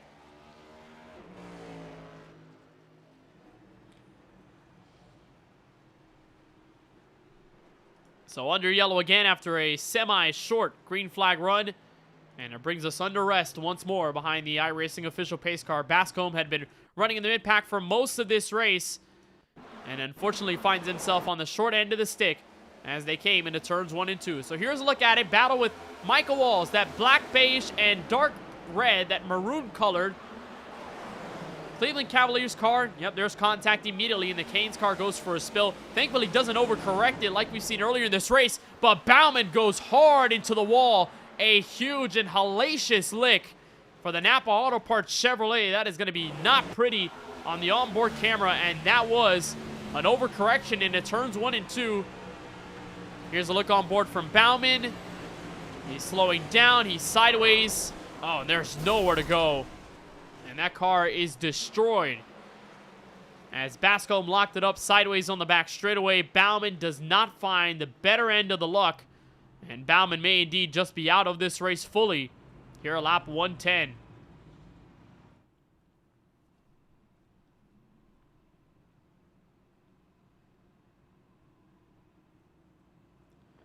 A hard hit for the 22-year-old who calls Connellsville, Pennsylvania home. And a driver who was trying to recover after the slip-ups at Indianapolis just several weeks ago. Now it seems like his car is done. At the end of tonight's race may indeed be our 3rd total DNF of the night, joining Zachary Bonsek's number 78 and Connor Trafari, who left this race early, and he is 93 laps down in P36. So with some of the cars still on the racetrack, there are only 3 machines, and 4 machines actually total, counting the stricken Bauman car, that are a lap down or more. Bauman, of course, going several laps down for being involved in that incident. You just saw Jetty Robinson come around. He is 12 laps down in 33rd. Declan George, who went hard into the outside wall earlier tonight, is 8 laps down and counting.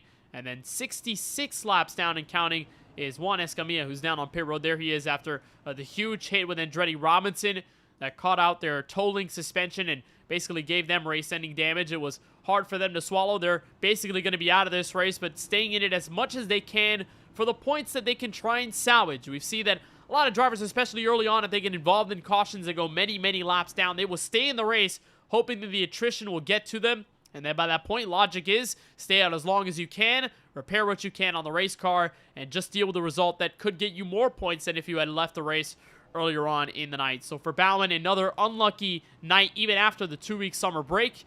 And we'll try to get a word with Bauman here after this crash that brings out the most recent yellow. So Nicholas, I know you're joining us now. Not the place you wanted to be in. That hard hit to the outside wall. Just briefly give us your thoughts and just your perspective on what happened there.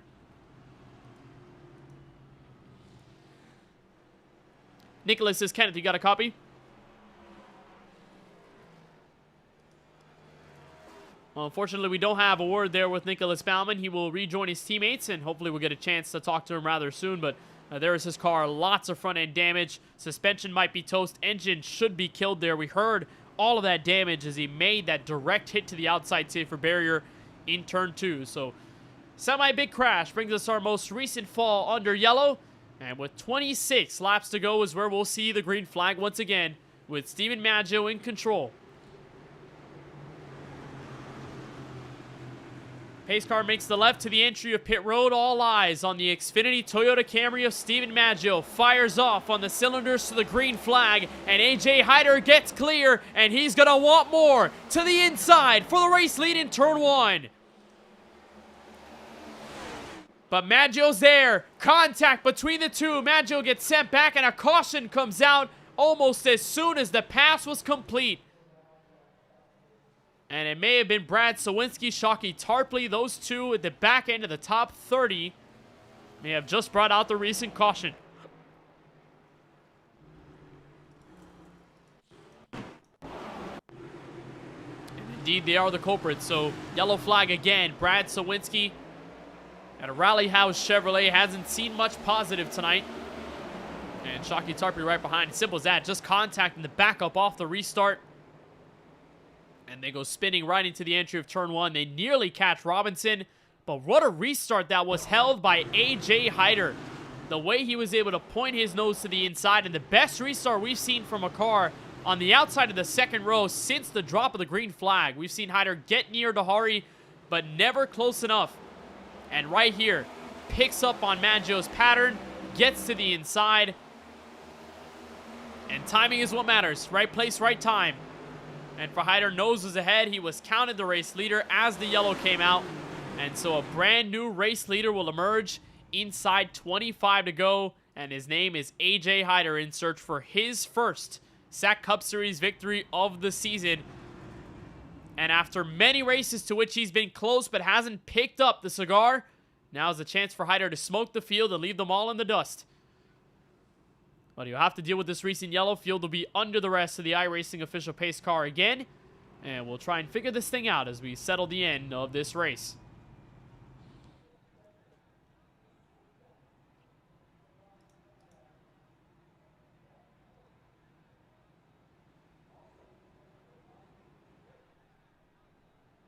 There's Andretti Robinson going around.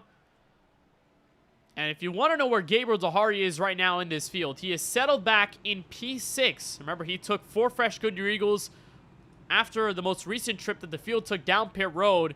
And after the 2-tire call by Bomar, Maggio, and for the likes of Cody Riveras, everyone else took 4, while AJ Hyder has been adamant at getting to the front quickly. Dahari really hasn't been in that shape quite yet. He's been fast, but he just hasn't been able to get to the likes of Hyder yet. And still has cars to get through, but still a little bit of ways to go in this race. So lots of time that Dahari can use to his advantage, and he's got a fast race car, no doubt about it. It's just how he's going to be able to point it in the middle of dirty air, to which we haven't seen Dahari much in dirty air over the course of the night. And that does play a mental factor. If you spend a lot of the time getting used to what this car feels like in the rhythm when you're in clean air, as soon as you step in dirty air, it's like a smack to the face, and it's like you're getting hit in the head with a brick. It's a very, very stunning situation. You kind of figure out, okay, well, this is what it feels like in this moment. And he'll try and restart from P6 with the momentum on his side.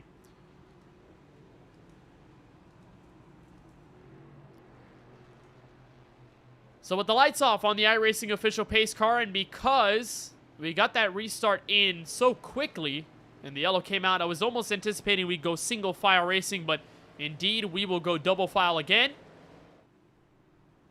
And now an opportunity for Maggio to strike back. and hit on AJ Hyder here in the battle for the race lead once more.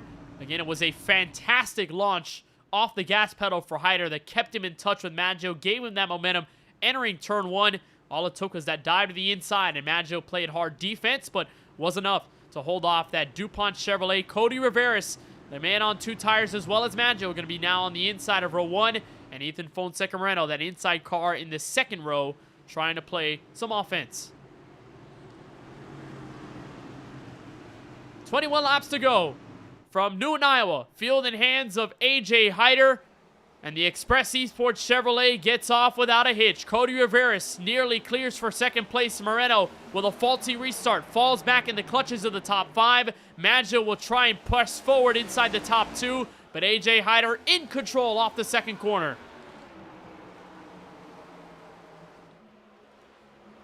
And now Cody Riveras will go for a spin. Tussled around by Moreno. Dahari will spill as well at the exit of turn 4. And there goes the calamity down. Caution flag again, involving some of the main leaders.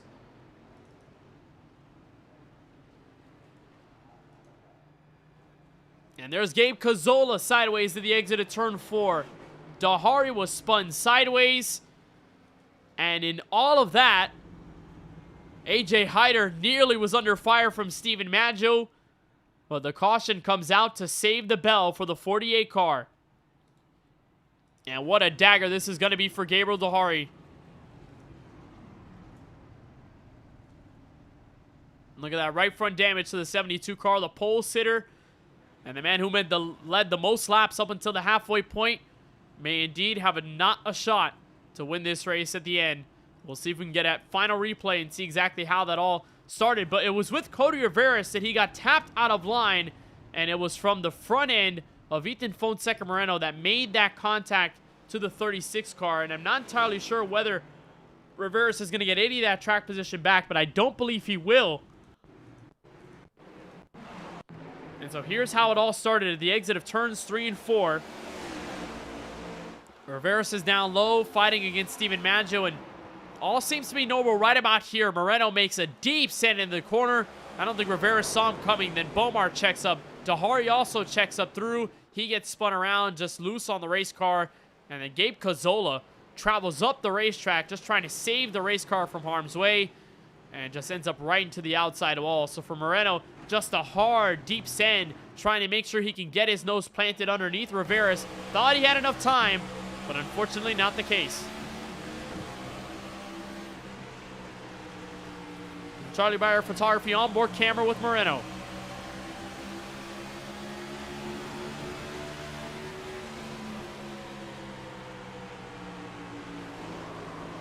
Just bit off more than he can chew there at the inside of the racetrack, and obviously sideways goes Riveras, and thankfully it's a big-time save for the 36 car. Doesn't drop as much track position as initially thought. I mean, he drops all the way back to 18th, but it definitely could have been worse for Riveras, and now that 2-tire call is going to look much more dire in the sea of 4-tire or more machines.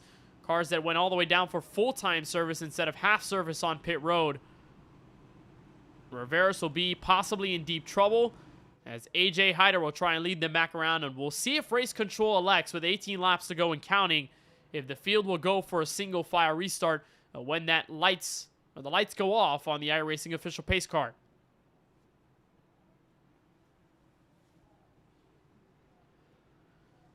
So I believe we will go double file, choose cone in effect, and AJ Hyder will once again roll from the top side. That has been the place to be for the control car on every single restart. We haven't seen a driver go down low all night long, but it's so far worked. And if you're that second car on the outside, you don't really want to complain all too much, especially for Steven Maggio. So with Moreno choosing the bottom, I'm going to get him the inside of row 1. And Ollie Reeves, who has been very strong and consistent tonight, although we haven't called his name all too much. The 31 car inside the top 5. The Harrisburg, Pennsylvania native will try to look for his first win of the season.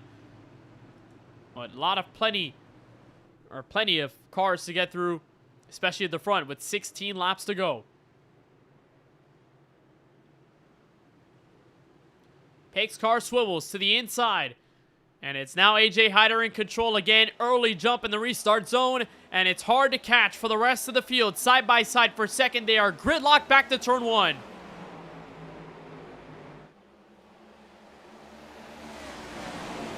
Gotta watch for the moment that somebody flinches from second on back, and the Mission Chevrolet of Moreno gets down to the bottom, tries to get the beater apex on his teammate, but he can't quite do it. Ollie Reeves is playing with Justin Ra, and there's a sideways car in the back. Larry Miles is trying to save it. Will there be trouble? Yes, there will be. Caution flag is out again, and more cars involved. Van Oostendorp, James Beaumar, and it all started with that sliding Larry Miles in the middle of 4.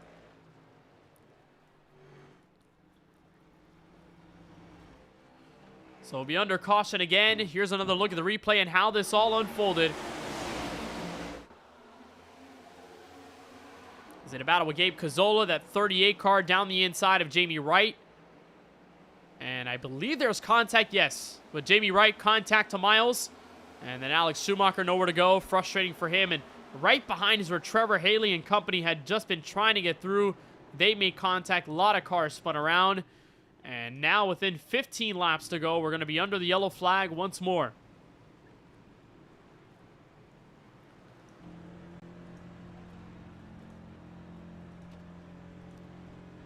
So a late race restart on the cars here from the virtual Iowa Speedway. We will take a short break, but on the other side, we'll come back with the finishing laps here from Newton, Iowa on the KBueno Racing Network.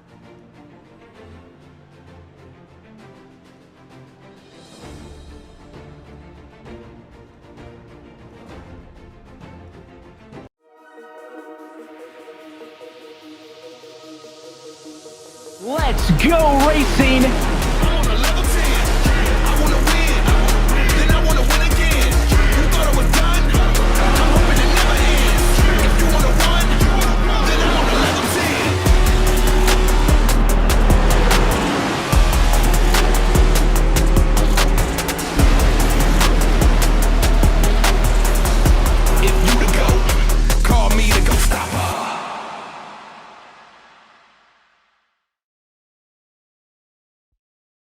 Racing isn't easy, but experiencing it is.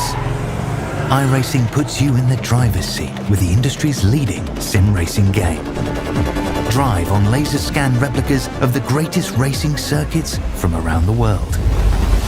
Go head to head against other drivers chosen by skill-based matchmaking to ensure competitive racing at every level. Compete across all your favorite series in officially licensed cars engineered to deliver the most accurate driving experience possible.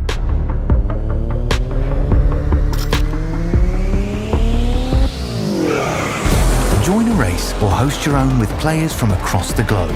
Race against the computer or in a league with friends. Feel the thrill behind the wheel. Visit iRacing.com.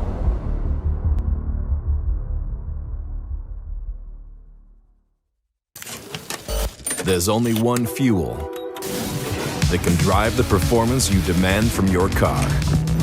New 94 Octane, the highest octane on the market, only at Sunoco.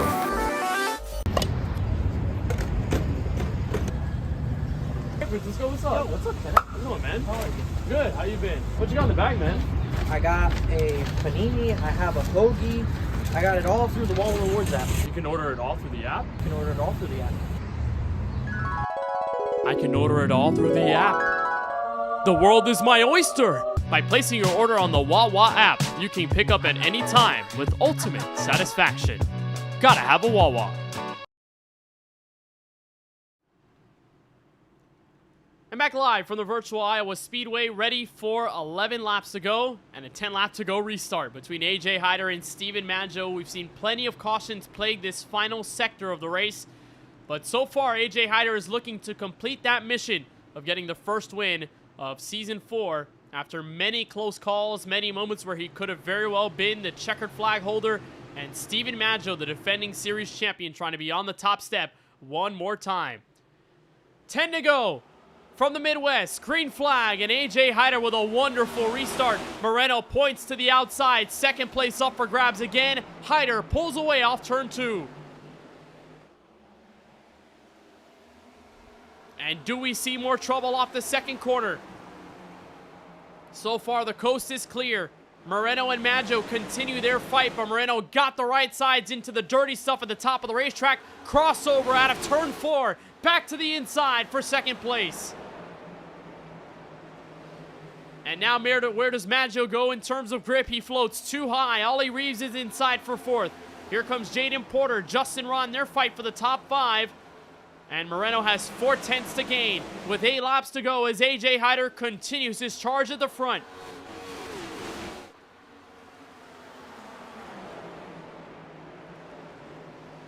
Moreno in search of win number 4 in 2025 after he found out just a couple of hours after the race ended 3 weeks ago at Indy that Rivers Jones would be disqualified and Moreno will be counted as the winner.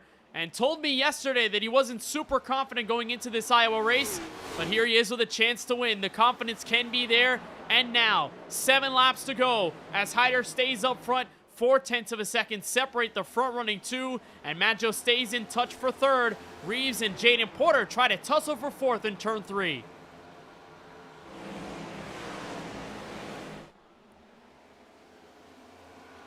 Some of the best battles all night long have taken place right here at the back end of the top 5. And Justin Rott with a sneaky but strong effort on his grunt-style Chevrolet, pointing in the background of these two. And just staying back in P6, waiting to find a proper line. The all-used Chevrolet steps back. Jaden Porter grabs 4th. At the exit of 4, Justin Rott will take his turn to the inside. Battle inside now for 5th place, back to turn 1 with 5 laps to go.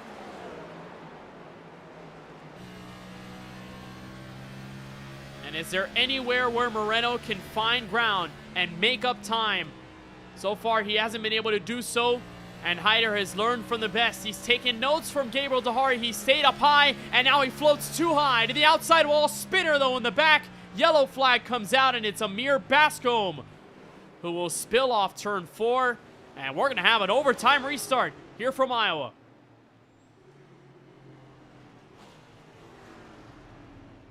And Bascombe has seen a lot tonight. Not that many scratches on his Cane Chevrolet, but more trouble to find over the course of the race.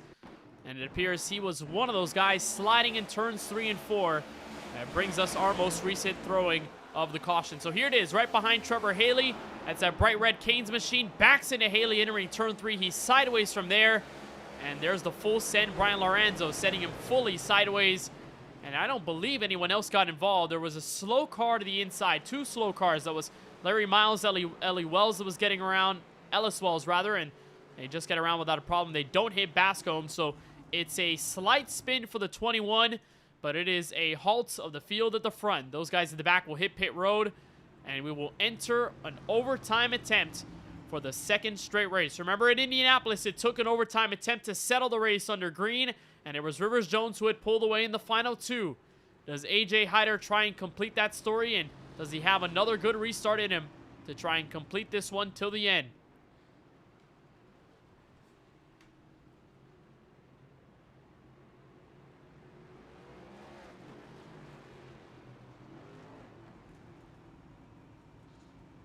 Again, AJ Hyder rolling off of back-to-back podium finishes in his last 2 starts in the series. He's only made 3 starts this year prior to tonight's event.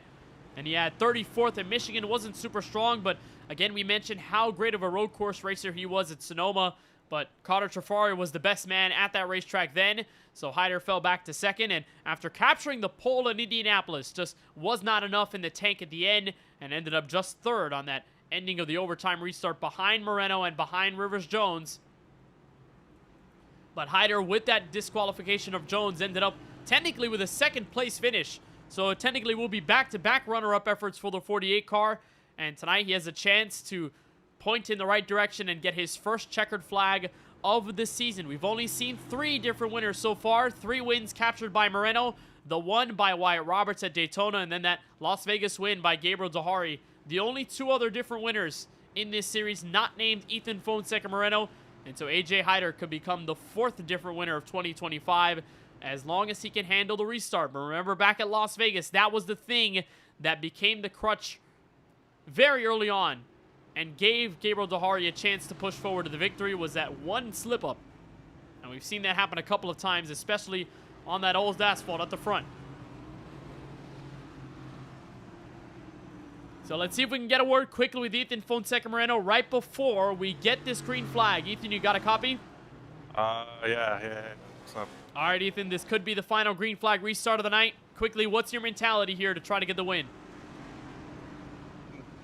Honestly, I have my goal that I'm envisioning is trying to stay with them off of 2, and if I get side by side with them off of 2, I'm just gonna like ship it into 3, and I don't know. It might be unfair, but might have to make them back out or something because that's my only chance. All right, Ethan. Well, best of luck on the restart. Hopefully, it all goes well. Thank you. So our first attempt at 3 to finish this race under green in overtime. Our rules stand as such. If we go green to the end, we make it to the white flag, and a yellow does not come out, we will end the race under green. No matter what, that will be the final flag to decide the race. If we do get a yellow before the white flag comes out on the speedway, we will have multiple attempts to finish this race under green. First attempt at OT. 2 laps to go. Hyder out in front, and it's a great restart. He's clear for the lead in turn 1. And that may be all he needs. As Maggio and Moreno try to fight for second in the background, Maggio clears. And a caution comes out. We'll do it another time. Larry Miles in trouble. Quincy Strawhacker in it as well. And just as quickly as we get the restart is just as quickly as we find the yellow. And for Miles, who had slowed up to avoid the incident that brought out the last yellow flag, he's involved in our most recent. And this is off of turn 2. Of course, everyone fighting for as much track position as they can. And it may not be a matter of Miles causing this thing. They're 4 wide up at the front. Quincy Strawhacker catches Brian Lorenzo, and it's a hard hit for the safe flight Toyota Camry. Wyatt Roberts is in it as well. Even since the Daytona victory, it has not been smooth sailing for the 42 car. And it's a 3-car incident that takes them for a whirl out of turn 4, or turn 2 rather. And here's the look on board from Roberts, way high in the racetrack, and there's nowhere to go. Jets get slung around. There's really nothing that Roberts can do other than just put it into low gear and try to get back rolling. And for Quincy Strawhacker, who had a great race several weeks ago at the Indianapolis Motor Speedway, and that ended very, very harshly with a huge crash in those final few laps. Strawhacker will not see the light of day again here from Iowa. Unfortunately, it will be another poor finish for the 49 car. So like I said earlier on tonight, that overtime rule will extend through here. This will bring us into our second attempt to finish this race under green. Once more, we'll try to end this race without a yellow flag coming out. If the white flag does raise, then no matter what happens, even if the field wrecks out of any of the corners across the speedway, we will finish this race. We will dictate a winner no matter what.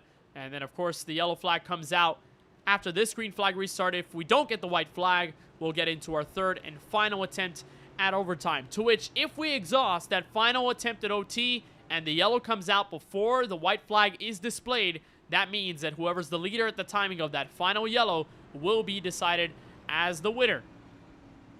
We've seen several races this season end in overtime. Our last race in Indy ended that way. At Daytona to kick off the season also ended in overtime. And then from there, we've either had close restarts to the end or just long green flag runs. Michigan had a late race restart that helped Moreno push to the front to win. Charlotte Motor Speedway had a green flag run all the way to the end in which Moreno found victory lane again. And Sonoma, a track that really doesn't feature cautions at all on the racetrack. We went flag to flag that entire race. And Indianapolis, really the only other race, apart from Daytona, to feature that lengthy overtime restart. But even at Indy, we didn't really go that far into the stretch. We were supposed to go 80 at Indy. We went only 82 laps. And here at Iowa, we're going to go past our scheduled distance of 138. We'll cross the line here for what's going to be 143 laps complete. And we'll step into a green flag restart for the second time in this overtime sequence. So it's AJ Hyder in control from the top lane. Steven Maggio down low. Ethan Fonseca Moreno in third. Jaden Porter riding in fourth. KBueno Racing stable at the front of the field, particularly in row 2. Justin Rod inside the top 5. A great run building up. Ollie Reeves in P6. Michael Walls back in 7th. Jonathan Juergensmeyer in 8th. And then behind them, Cody Riveras has picked up nicely, rebounded to a top 9. And Trevor Haley, who's hung around the top 10 all night long, is going to have that final spot in the top 10 realm coming to this restart.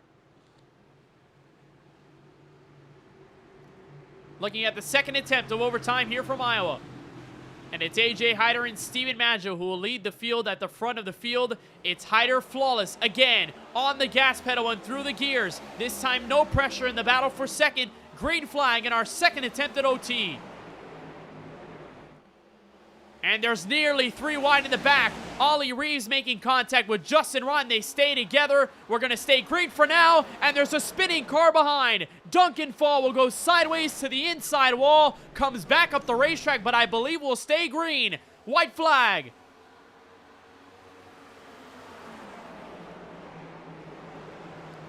And it's AJ Hyder. Up in front by 0.3 of a second. He's been close twice in 2025, and this time he will strike gold for the first time in Season 4. AJ Hyder is a winner, this time from Iowa.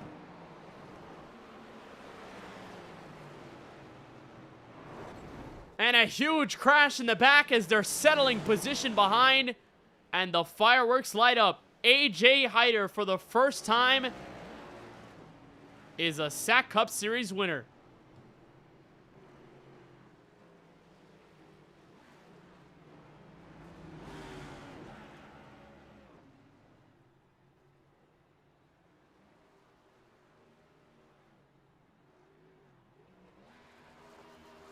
And the celebration, very much deserved for the 48 car.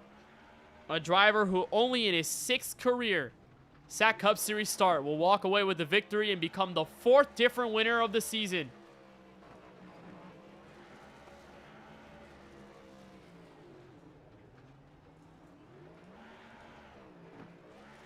And a long celebration upcoming for Hyder. In back-to-back races, he was so close, had cars to win, but just couldn't find the right place at the right time to capture the checkered flag. And they've been very short multiple times, but AJ Hyder grabs a victory here from Iowa Speedway in a melee through 2 attempts at SAAC Cup Series overtime. Hyder is the winner, and he'll do the Polish victory lap and continue his celebrations here from the Midwest.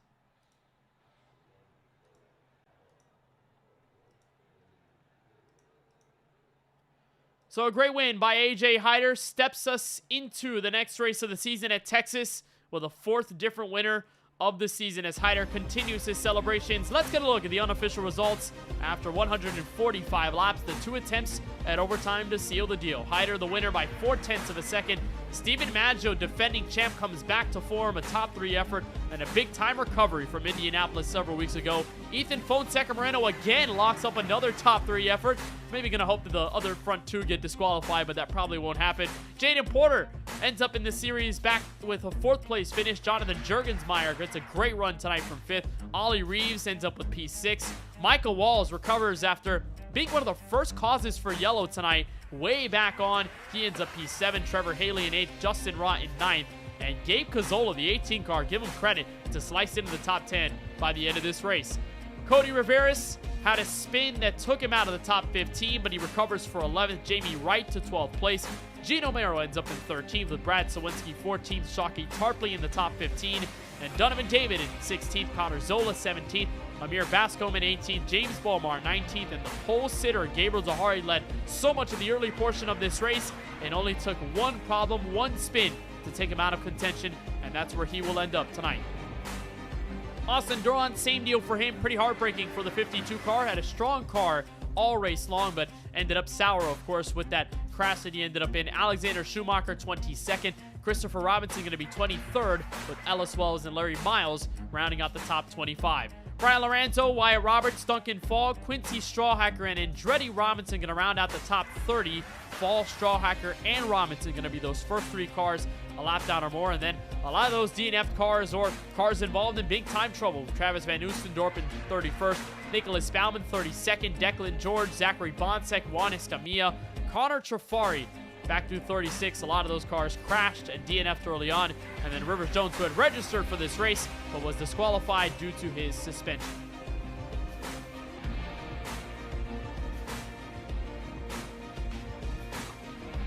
So we'll try to join the driver who ends up in victory lane for the first time this season, and that is AJ Hyder in his number 48 car. We'll see if he's ending up in victory lane for right now. I don't believe we have him for the moment, but we'll try and wait and see if we can get Hyder to join us here from Iowa victory lane. A long celebration, and of course one that is very well earned for the driver who's been so successful throughout his short and now good SAAC Cup Series career thus far. We'll try to see if we can join him, but for right now, it seems like we do not have him in sight. So for right now, we'll try and join Ethan Fonseca Moreno, the driver who finishes in third. We'll try and talk as well to the second place finisher in Steven Maggio if we are not able to get AJ Hyder, but I believe we are there now with the race winner in AJ Hyder. And AJ, this one must feel extremely good. Several races in a row where you have been so close, and you've told me you've had the car, you've had the speed. It's just been about placement in the final laps of the race. This time it's in your favor. You execute and you get your first SAAC Cup Series victory. What are the emotions after a race like this? Yeah, it's pretty cool, man, just because of how close we've been, especially after Indy, where if I had known that the winner would have gotten DQ'd, I would have raced Ethan a little harder when we were still at Indy. But that's in the past, and just it was a pretty good race for us. I mean, just trying to keep up with Gabriel that first half, it was pretty difficult. So I knew we had to go off strategy, and yeah, it worked in the end. It was a rocket ship on new tires, and as soon as we got out of the front, the goal was to just stay in the clean air by any means necessary, and that's what we were able to do. Even with all the cautions, we were able to stay up front and finally got ourselves one. It's been a long time coming, even though you haven't made too many starts in this series, but I think you're definitely one already to be reckoned with as a force, no doubt, in this series. Asking a lot of the drivers about Iowa, a lot of them told me the same thing, is just find the bottom and make sure it all sticks. But it seemed like you and drivers like Gabriel Dahari, you guys like to be a little bit more in the middle lane. Did that seem to work better for rotation? And how did this new Iowa Speedway feel behind the wheel of this next-gen car? Oh, yeah, for sure. Like, entering this, I really did think the bottom would be the quickest lane here, just because of how old Iowa used to be with how that was. But with the new scan, just with the way the banking is, especially on the middle groove, you can definitely carry a lot more speed through there, and that's just where I was able to be the strongest at, in my opinion. But the bottom is definitely good for saving tires, but yeah, if you want that speed, you want to be up in the middle. Well, AJ, it seems to work in your favor, and in our return after a 2-week summer break, you end up with the top step of the podium on 45 laps led. So with this win, how much of a relief is it, not only that you've worked so hard to get to this point, and finally you have that monkey off your back, and how much of a momentum swing is this going to be in your favor moving forward as we step into that heart of the regular season? I mean, it was already pretty good. It was going pretty good for us already. It was just getting that win off our shoulder for sure. That was definitely a big sigh of relief right there. Now we don't have to worry about trying to win our way into the playoffs. I don't know how it really works here. I don't know if it's a win you're in or not, but if it is, then yeah, we're in. We don't have to worry about that. But yeah, just looking to keep the momentum going into wherever we head next week. So we're off to Texas next week at the 1.5 miles. Maybe that'll be another solid race for you. But AJ, a fantastic win here from the Iowa Speedway. Get your first in overtime fashion. Before we let you go, anybody that you want to shout out or thank for tonight's win?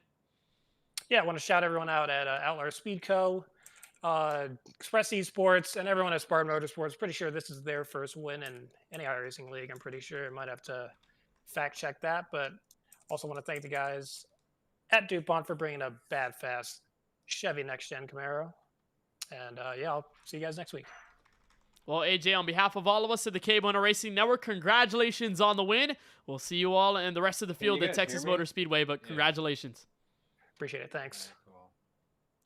So AJ Hyder ends up with the victory tonight at the virtual Iowa Speedway in wonderful fashion. This one coming down to an overtime restart. Let's join the driver who finishes runner-up tonight. It is our defending series champion, Steven Maggio. And Steven, I know it's a little bit bittersweet in this sense because, yes, it is one spot short of a race victory tonight from Iowa, but it is a huge recovery from what happened in Indianapolis. Just give us your thoughts on how this race transpired and what you're feeling after the checkered flag.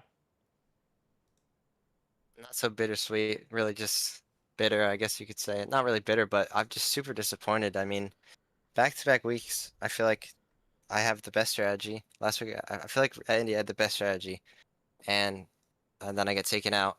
And then this week, I have the best strategy again, and we go into the corner, and I see AJ had a good restart, and he dives to my inside, but I was like, that's fine. Like, I'm just gonna back up the corner and get a big run on the exit, and then the caution comes out. So, I mean, I feel like I'm doing everything right and just not getting the results. So I'm pretty bummed, honestly. But yeah, it's nice to get a second place, but I really just want to win.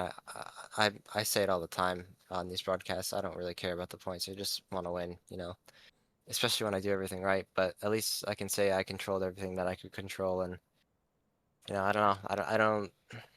The caution was definitely an interesting one to say the least on that one. But um, yes, I don't know. I don't really have a lot to say. I'm just pretty bummed that I feel like I did everything right and just got unlucky, but that happens sometimes.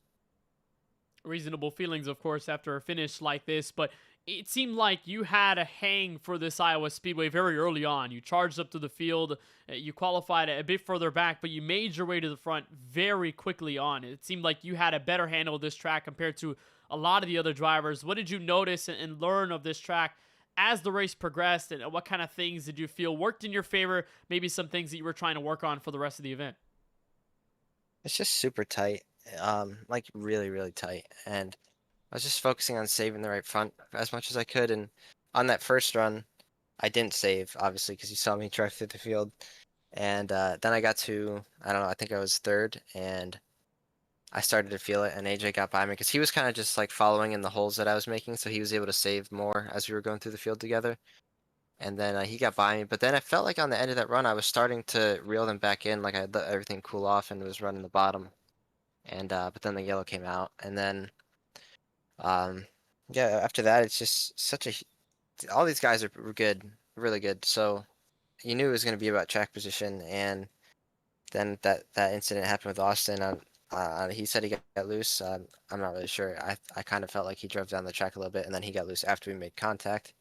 But that put me on the alternate strategy, which ended up being good because that strategy ended up being actually the winning strategy.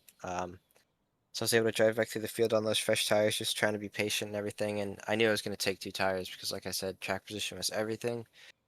And I did and got the lead, and yeah, just got unlucky. But for the most part, it was just about avoiding dirty air and keeping the right front on it.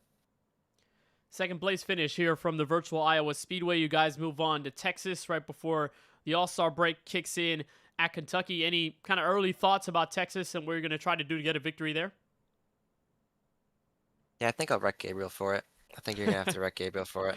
No, I won't. But Gabriel's really good there. He's gonna be hard to beat. I'm not sure if we're gonna be doing another night race or day race because that's gonna make a huge difference. That track drives completely different at night and day, especially if you make it hot.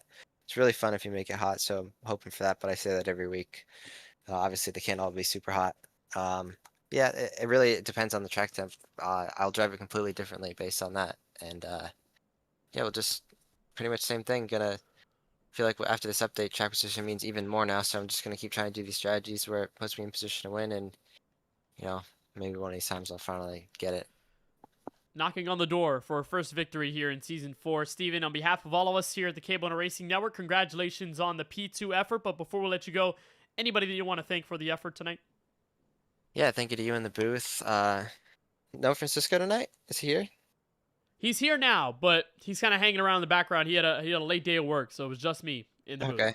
Kind of insufferable to listen to, I'm going to be honest, but yeah, to me, not to Francisco. It's just me. I'm insufferable. Thank you. Sometimes. Not Francisco. There you go. Well, shout out both you guys. You always do an awesome job, and shout out Cody for running the league, and him also doing an awesome job. I feel like I relate to him most out of any of the leagues that I'm in, and I know he tries to do his best here, and hopefully his luck will turn around because he was running good and unfortunately got spun. But shout out to my team, Go Dink. I'm not gonna name everyone because it's already been long, and shout out AJ. That was a really good move, and I feel like I was a little unlucky, but he still had an amazing restart, got to my inside, and just had the caution fall. So I mean, it's a really good move and great win for him. Well, Steven, congratulations on the runner-up finish here from Iowa, and best of luck as we move on to Texas. Thank you guys. Have a good night. Steven Maggio ends up P2. Obviously not too happy about the situation. Had a very strong car, had good track position to go along with it, but just could not beat AJ in those final few laps of SAAC Cup Series overtime. Let's join the third driver here in our interviews here for the top three. It is Ethan Fonseca Moreno. And Ethan, seems like no matter what happens across this schedule, you cannot finish outside of the top three. You ended up obviously with the win at Indianapolis, even though you weren't expecting it, with the DQ of Rivers Jones. You pick up that win technically there. And you told me last night you weren't feeling super confident about Iowa, but I think maybe the mentality has changed. What are your thoughts here after the third place finish? I'm a little surprised. I feel like I got a little bit lucky there with the cautions, the timing of it at least. It got me in better positions to make passes on track on the restarts. But we never really got to that long run, so I couldn't really tell how good I was. But whenever we did get sort of in a longer run, I was struggling a little bit. But you know, it's nice though. It's nice to come away with the top three finish, and you know, good points again. Not sure where my other rivals finished, but you know, hopefully, I'm not sure how my gap is. I think I'm pretty close to the points lead, so you know, it's good momentum, good points. Yeah, just hoping to carry this forward. And talking to Steven Maggio, I'm sure that your sentiment is around the same kind of realm, where this car felt extremely understeery. I know you had a two-tire call earlier on in this race that kind of had you in a place with James Bomar and Steven Maggio. How different did that feel? Because it seemed like that was one of the biggest alternative strategy calls we had seen all night long, given all the yellows that came out. Yeah, so I took 4. That caution that the guys took too. I was just like hoping that they would stay out, but you know, that was too long of a run there for the guys at the end to stay out there. But it was a good call by them though, because I mean they didn't really go as long as we did it on our tires, so they could afford to take their 2 tires. It just really came down to the track position, like you said about the handling wise. Handling was just, if you were in the lead, you were just understeering up into the wall. So that was a big challenge, especially getting through the field and all that. So it just made it almost impossible to even like try and attempt to get the lead without, you know, having some sort of magical run in the corners on a restart. But yeah, just a little challenging out there. I'm not sure. I don't really enjoy it, but you know, it is what it is now. So I'm just glad that I came away with a good finish. That's all. Of course, that makes sense. And my apologies for spreading misinformation on the internet there about you taking 2 instead of taking 4. But big time difference, of course. The car still felt very different over the course of the run. It ends up with another podium finish and solid points at the end. Ethan, as we step into Texas next Thursday, anybody that you want to shout out or thank for tonight's third place run? I want to shout out Mr. Alpha Jaden for showing up today. He showed up to a race.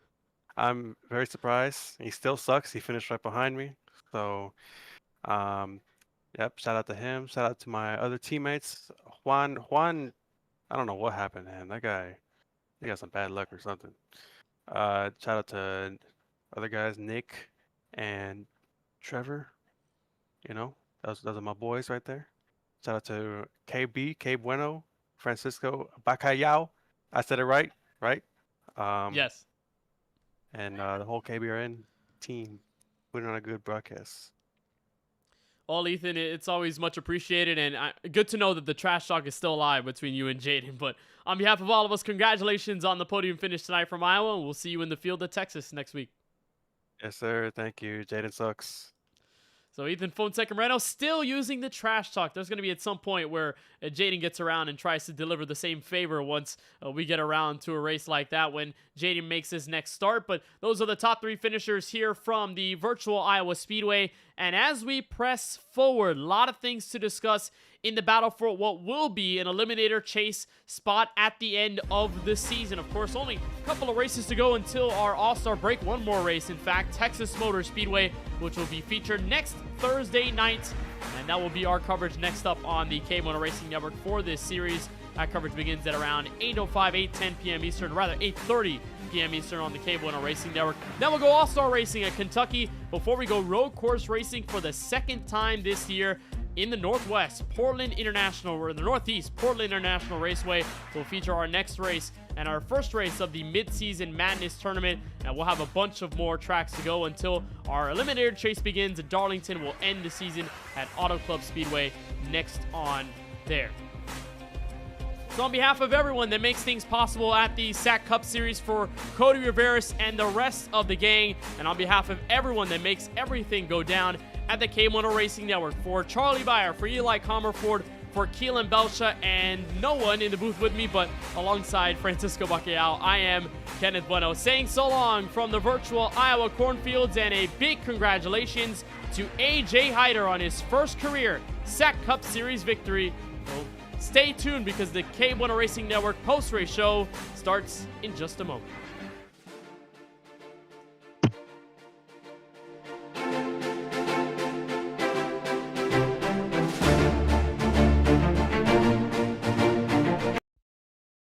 Racing isn't easy, but experiencing it is.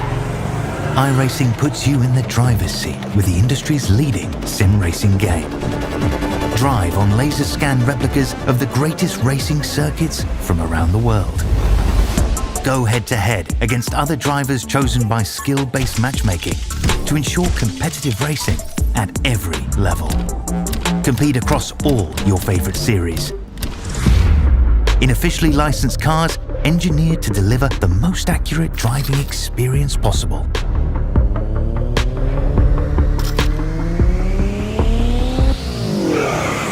Join a race or host your own with players from across the globe. Race against the computer or in a league with friends. Feel the thrill behind the wheel. Visit iRacing.com.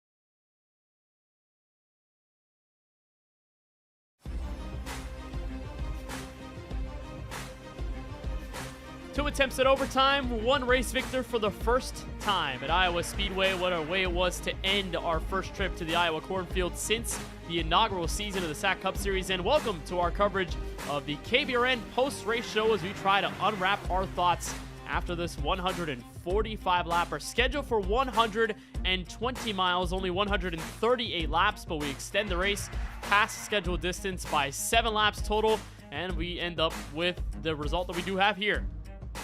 A lot of track position changes, a lot of strategy, a lot of carnage, but overall, lots of great things to take away from it. And AJ Hyder ends up with his first career SAAC Cup Series win after staying out in front on both attempts at overtime, in front of Steven Maggio and in front of Ethan Fonseca Moreno. So with that, we'll kick off our KBRN post-race festivities. We do not start with AJ Hyder. If you were tuned in with us a little bit earlier, Hyder give us his thoughts. Very happy, very elated, of course. We'll try to talk to one of those drivers who ends up with a very great result at the end of tonight's race. And joining us now is Jonathan Juergensmeyer, who clinches a top 5 in his number 00 Ford Mustang. Jonathan, a great run tonight from Iowa. Lots of pace from the early portions to the mid portions to the end. It seemed like this car had it for the most part all race long. What magic went into putting this run together, and what are your overall thoughts about capturing the top 5? It feels pretty good. I didn't really expect it, especially in the middle of the race. I was running about 15th. I wasn't really running as well as I wanted to, but I mean, there turned a switch in the middle of the race where I decided I need to stop being so cautious. I need to stop being so nice. I need to start making moves, because what was happening in the first stint wasn't really working for me. I was just losing spots and I wasn't really saving tires. So yeah, I just started being aggressive on the restarts. I didn't really, I was on the wrong side of that strategy call actually, but yeah, I was expecting to finish 10th, and then they all wrecked in front of me out of 4, so I kind of got handed a 5th, but I'll take it. I'm pretty sure it's my first top 5 of the season, so yeah, it feels pretty good. It is, and you're only your 4th top 10 of the year as well, so lots of good finishes apart from tonight's race at Iowa. I mean, lots of good finishes from 7th at Sonoma. You know, we talk about Michigan and Daytona, how you kicked off the year with 2 straight top 10s. What has it been about this schedule that either seems to fit your style well, or anything that you've taken part of? Is there anything you seem to like about this first half of the schedule, or does it seem to be circumstance and discipline that's getting you at the front and putting you in these good positions come checker flag? I think it's just my driving style. I'm not as quick. I'm definitely not as quick as those top guys like Steven, Ethan, AJ, Gabriel Dahari. But what I think keeps me up there in the points in every league, every season, just my consistency and just being able to stay in every race and making the right decisions. So, I mean, even today you saw here, I was probably a 10th place car and I turned it into a 5th. So, I mean, you just keep stacking finishes like those, and eventually you'll be higher in points. So, it's worked for me so far this season. There's been a couple bad races for me. I think 1 or 2 bad results, but besides that, it's been going really, really well to plan so far. Has been going well for you, and I'm sure the point standings will reflect the amount of consistency so far as you try to chase for a championship. Joining this series and being part of the KBueno Racing Network's coverage, we've noted you as of late, obviously with joining 4Wide, being a part of the SAAC Cup Series right now.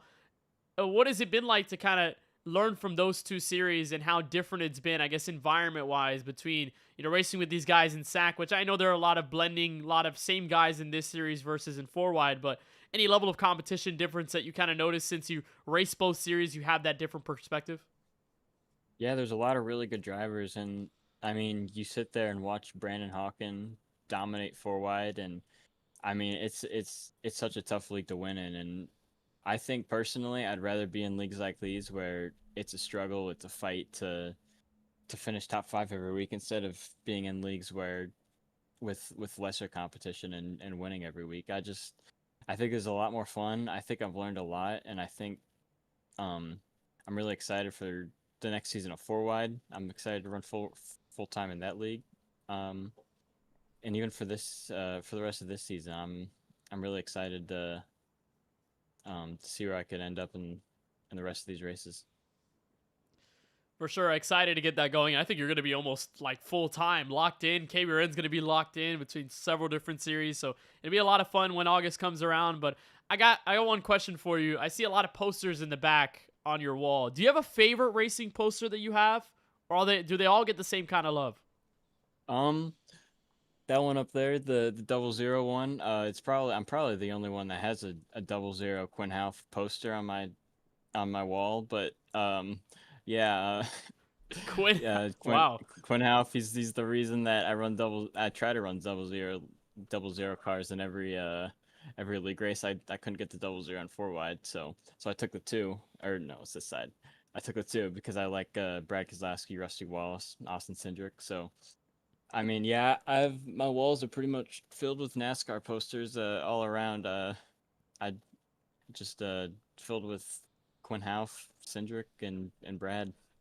So they're kind of like a fixation on Starcom Racing and just those niche drivers, niche teams. I saw you had a mane and tail card tonight, so that I guess goes with the Quinn Half aesthetic. Yeah, well, it's pretty much just Quinn Half. I don't even know, but in the middle of 2020, I kind of just found something that I liked for him, and then I followed him for the next season and a half, and then he doesn't race anymore. So it kind of sucks now. But yeah, I'm trying to keep his legacy going on in these leagues. So yeah, I'm doing my best. Well, hey, I'm saying you're carrying the torch very well. Lots of good finishes this season. Top 5 tonight here at Iowa. Jonathan, thank you so much for joining us on the post-race show. Great to have you and I want to know a little bit more about that Quinn Half floor. I very much do. But thank you for joining us, and we'll see you in the rest of the field of Texas. Yep, thank you. So that's Jonathan Jurgensmeyer, who joins us in his 00. We put this 2-shot on purpose so you can see the details of his main and tail Ford Mustang. That's the kind of vibe that Jonathan Jurgensmeyer was going for. That bit of a look with the Quinn Half colors on his Ford Mustang, and a great finish. Several top 10s this season. His 4th of 2025 comes tonight. And we'll try and see if we can join another driver in the field. This time it is Alex Schumacher, driver of the number 68 car. We'll see if we can bring him in right now. We did talk to him a little earlier on tonight, but the Port Huron, Michigan native will join us right now on the post-race show. So, Alex, welcome back. Welcome to the KBueno post-race show. First time that we get to talk to you on here. I know the season hasn't been up to the way that you've wanted it to be, of course. Lots of bad luck, lots of crashes have been involved, but I guess if there's any kind of takeaways here from Iowa, what would it be? You know, there's just a lot of pushing and shoving, and I guess it's more right place, right time instead of wrong place, wrong time. Seems like it's just a lot of stuff happening at the wrong time in front of me, but you know, for the most part, it's been a really challenging season.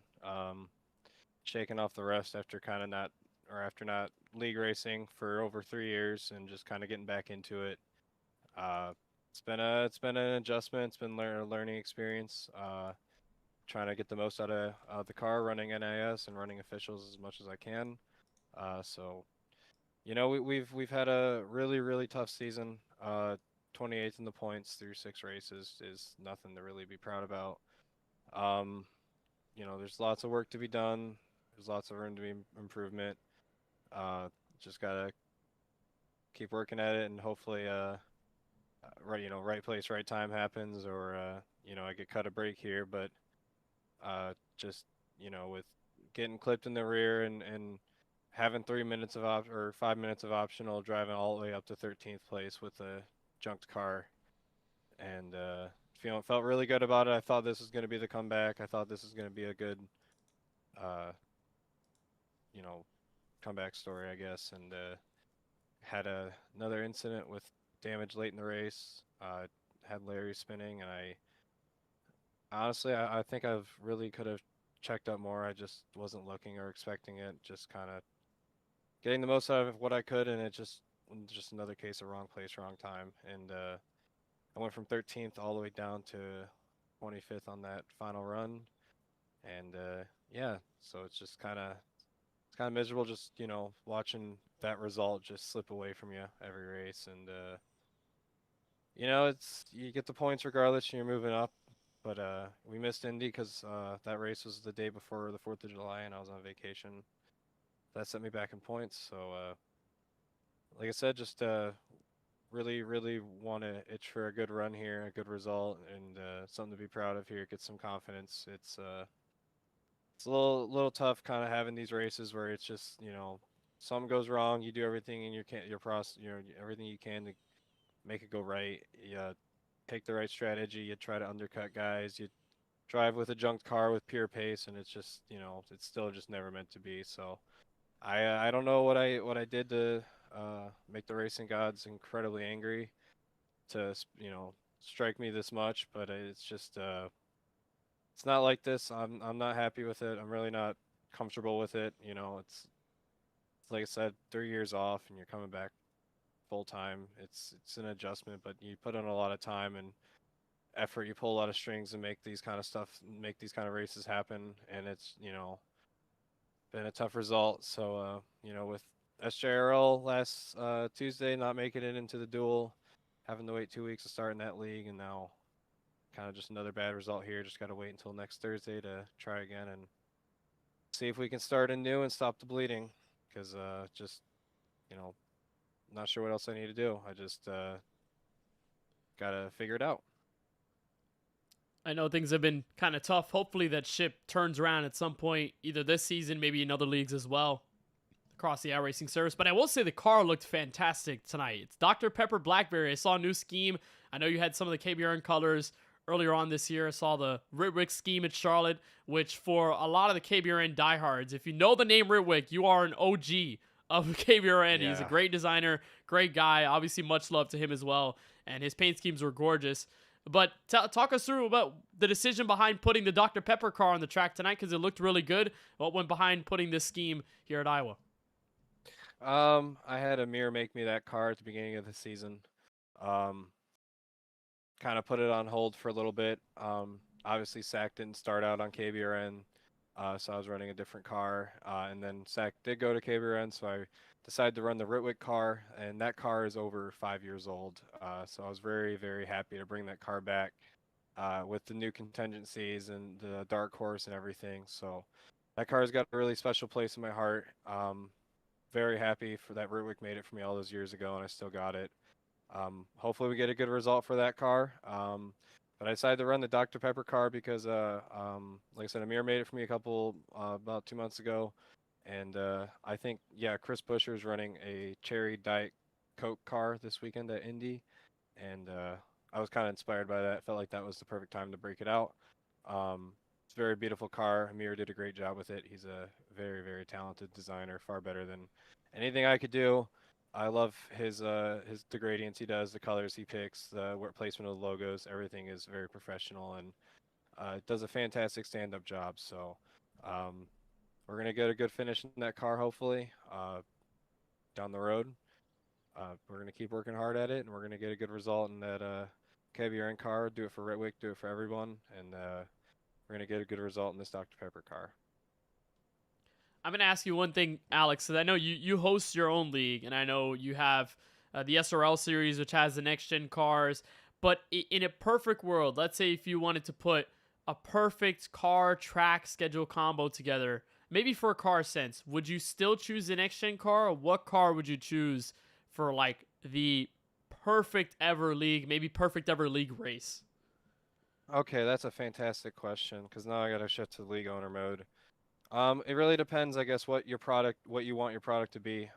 This new tire model, Refresh and Aero, it's a blessing for the next gens, I think. I think it's good for some tracks. It spreads you out instead of the semi-pack racing we used to have, which I felt like was very unrealistic. I like the dirty air. I think it's realistic. I know the aero grief on the back of the car is a bit excessive. It's not right that you should drive up on somebody and completely send them around, whether you mean to or not. You're trained to drive close to that car. So I'm a huge fan of the Gen 4s. That's exactly what I grew up with. That car, that I think 2005 was when I first started watching. That was my first race at Michigan.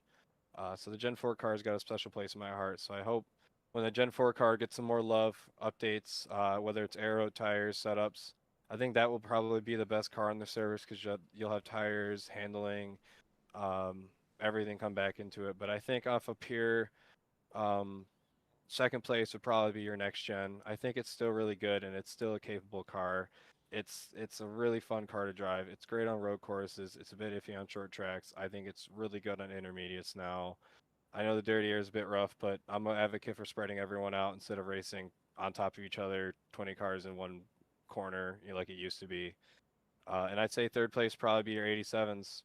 I mean, straight up, I think the 87s are the hardest car to drive, and with that takes more talent. You got to heel toe on road courses. You got to lift on super speedways. You got to really manage your tires more. There's nothing more awesome than just old school NASCAR, driving an absolute oven of a car just down the track, no grip. It's really fun. So definitely Gen 4 number 1 if it gets more love and support. I think next gen number 2, and then obviously the 87's third place. Good choice. I like all those three options, especially the 87 car. I haven't driven that car in a while, and it is a ton of fun. But Gen 4s, I mean, a lot of people have been talking about too much draft on that car, which fair criticism for a lot of the users on the sim, but Still really fun when you're driving it at the limit. Hopefully we get a series like that soon. I believe we will. Wink, wink for those watching on the KBueno Racing Network. But Gen 4s, that's the choice for Alex Schumacher. Alex, before we send you off, anybody you just want to give a shout out to? I just want to give a shout out to the entire Side Draft Racing crew. We didn't have a good race, but you know, we're trying to figure out as a team. So it's a long process. I think, you know, one by one. So shout out to the team as always for helping us out, giving us as much information as possible. Larry's really helpful. Wyatt's incredibly useful. Traver's helpful too. You know, all of them are really nice. Shout out to the SAAC guys as always. Cody, Amir, Andretti, Ellis, all of them that make SAAC possible. You know, they're the ones that put on this event. You know, as a league owner, I understand it takes a whole crew to do this, and it takes a village. So shout out to the SAAC guys as always for putting on a fantastic league and a great race as always. And I guess my last shout out will probably be this bush apple I'm gonna have before bed because I need one after this race. Try and debrief as much as possible. It makes sense, Alex. I appreciate the time. Thank you for joining us. Great time talking to you. First time on the KBueno Post Race Show. Hopefully more times like that in the future. Thank you for giving us the cam tonight. A lot of drivers gave us their perspective, so appreciate the time as always, Alex. Good to talk to you, and we'll see you and the field next week at Texas. Yeah, as always, thank you for the broadcast. Thanks for your excellent commentary, and love you lots as always. You're a real one, you know that. Much love, Alex. That's Alex Schumacher, who ends up 22nd tonight from Iowa, but good to talk to him as always on the KBueno post-race show. Let's see if we can dial up the next driver in line. That is Austin Duran, and you know, another race that went sour, but I think lots of good takeaways for the 52 car, who in the prior two races had been extremely fast, and tonight things had gone well until it kind of didn't at the end. We'll see if we can talk to the driver of the number 52 machine and bring in Austin Duran, and believe we have him now. And Austin, this race started magnificently, an extremely fast 80 Graphics Chevrolet. I know things had turned sour with that crash midway through the race. You tried picking things back up to 21st, but man, that car was on rails early. What was it like driving up at the front, and how did it feel? It seemed like you were very comfortable with this track and the setup. Yeah, it was, Kenneth. I had a really good, I would say, a little test session that my team put on earlier in the week. We never really thought about testing a track before, but yeah, with this new combo and the new tire model going through, it was a pretty good idea. I will admit, I was kind of against it, but we got a few good laps in there, got the tire run sorted out. But yeah, the race, car was really fast. I did not expect to qualify that good, and then that kind of built my confidence up going into it. Yeah, I think I was pushing really hard to keep up with Dahari and those guys there. Yeah, it was kind of hard to manage my tires. I was doing an okay job, I would say, but yeah, I still need a good bit of practice to get used to this tire model. Even going through the tests and stuff, it was kind of iffy. So yeah, it was overall a good race up until quite literally every single one of the ADG sponsored cars kind of fell down a little bit there, but yeah, it was a really good run, a really good promising run, especially after missing Vegas whenever it was over like a month ago at this point. But yeah, really good run at Indy and Sonoma. I didn't realize you were talking about how good I've been doing these last couple races. I kind of didn't realize that. But yeah, it was overall a good day. I need to do a little better with my tire saving and stuff, but overall it was really fun. I had a good time. You know, while looking into the stats before this race, you know, I found out that stat, you had an average finish of just 4th place over the last two races before tonight's race at Iowa. And I kind of titled it, because I like to title the things on my notes. I put opening the door on. It would kind of sound a little corny, but I hope there's no offense taken on that. But no, at least you say the name right. I mean, a lot of people don't. But nonetheless, lots of good runs over the last several. And you mentioned it. I think a lot of the drivers are still figuring this next-gen update out. Even the pros are still trying to figure out what this car is all about, what the tires are bringing to the table, and what the aero is really doing behind the wheel of the race car. It seemed like even through the last several races at Indy, you felt a lot of it, big track, but single groove.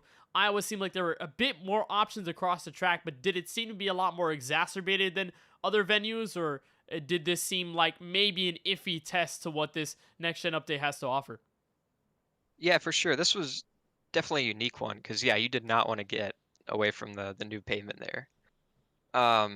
It was more, I would say, more focused on aero this race because you did not want to line up behind a guy, especially if you're up near like his bumper and stuff. You did not want to get near him, and that's kind of what I experienced with Dahari there. I could not run behind them pretty much that entire run. You could see I was trying to like he never ran the low line, but I had to stick to the bottom the entire time.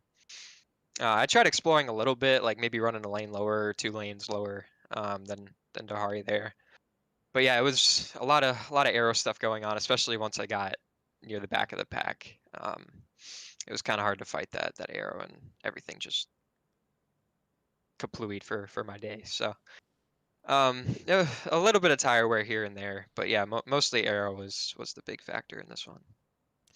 Mattered a lot, and for you, a lot of that strong run was just trying to find a way to get around Dahari in that clean air, but nonetheless, still a decently strong performance here from Iowa Speedway. I want to turn our attention away from the actual race that happened tonight and focus more on what you do inside the sim, but not exactly racing. This car was designed by you, alongside James Bomar's, alongside Brian Lorenzo's. A lot of cars on the sim are designed by you. So talk us through what 80 Graphics is all about, what it means to you, and how much fun is it to get into that graphic design scene, and what it means in your passion to bring it to iRacing. Yeah, that's a good question. I've never been asked that before. So yeah, my little company, Austin D Graphics, you can check it out, austindgraphics.com. I've been doing it probably the last 4 years, I would say, kind of making my own designs here and there. Back in 2021 was really when I first started getting into it. I use the program called GIMP, free program. It's been great to me these last couple of years. But yeah, Connor Zola, me, James Bomar, and Brian Lorenzo, and even Ethan tonight had my car on track. So love these guys representing my cars. It's a lot of fun to do. I do pretty cheap prices, I will say, compared to some of my competition. So you can check me out at austindgraphics.com. But yeah, it's always a ton of fun. I'm pursuing graphic design for my career as well. So I just recently got my AA degree from my local state college. Yeah, moving up in the ladder, looking to go to University of Central Florida in the fall. So it's been a good time.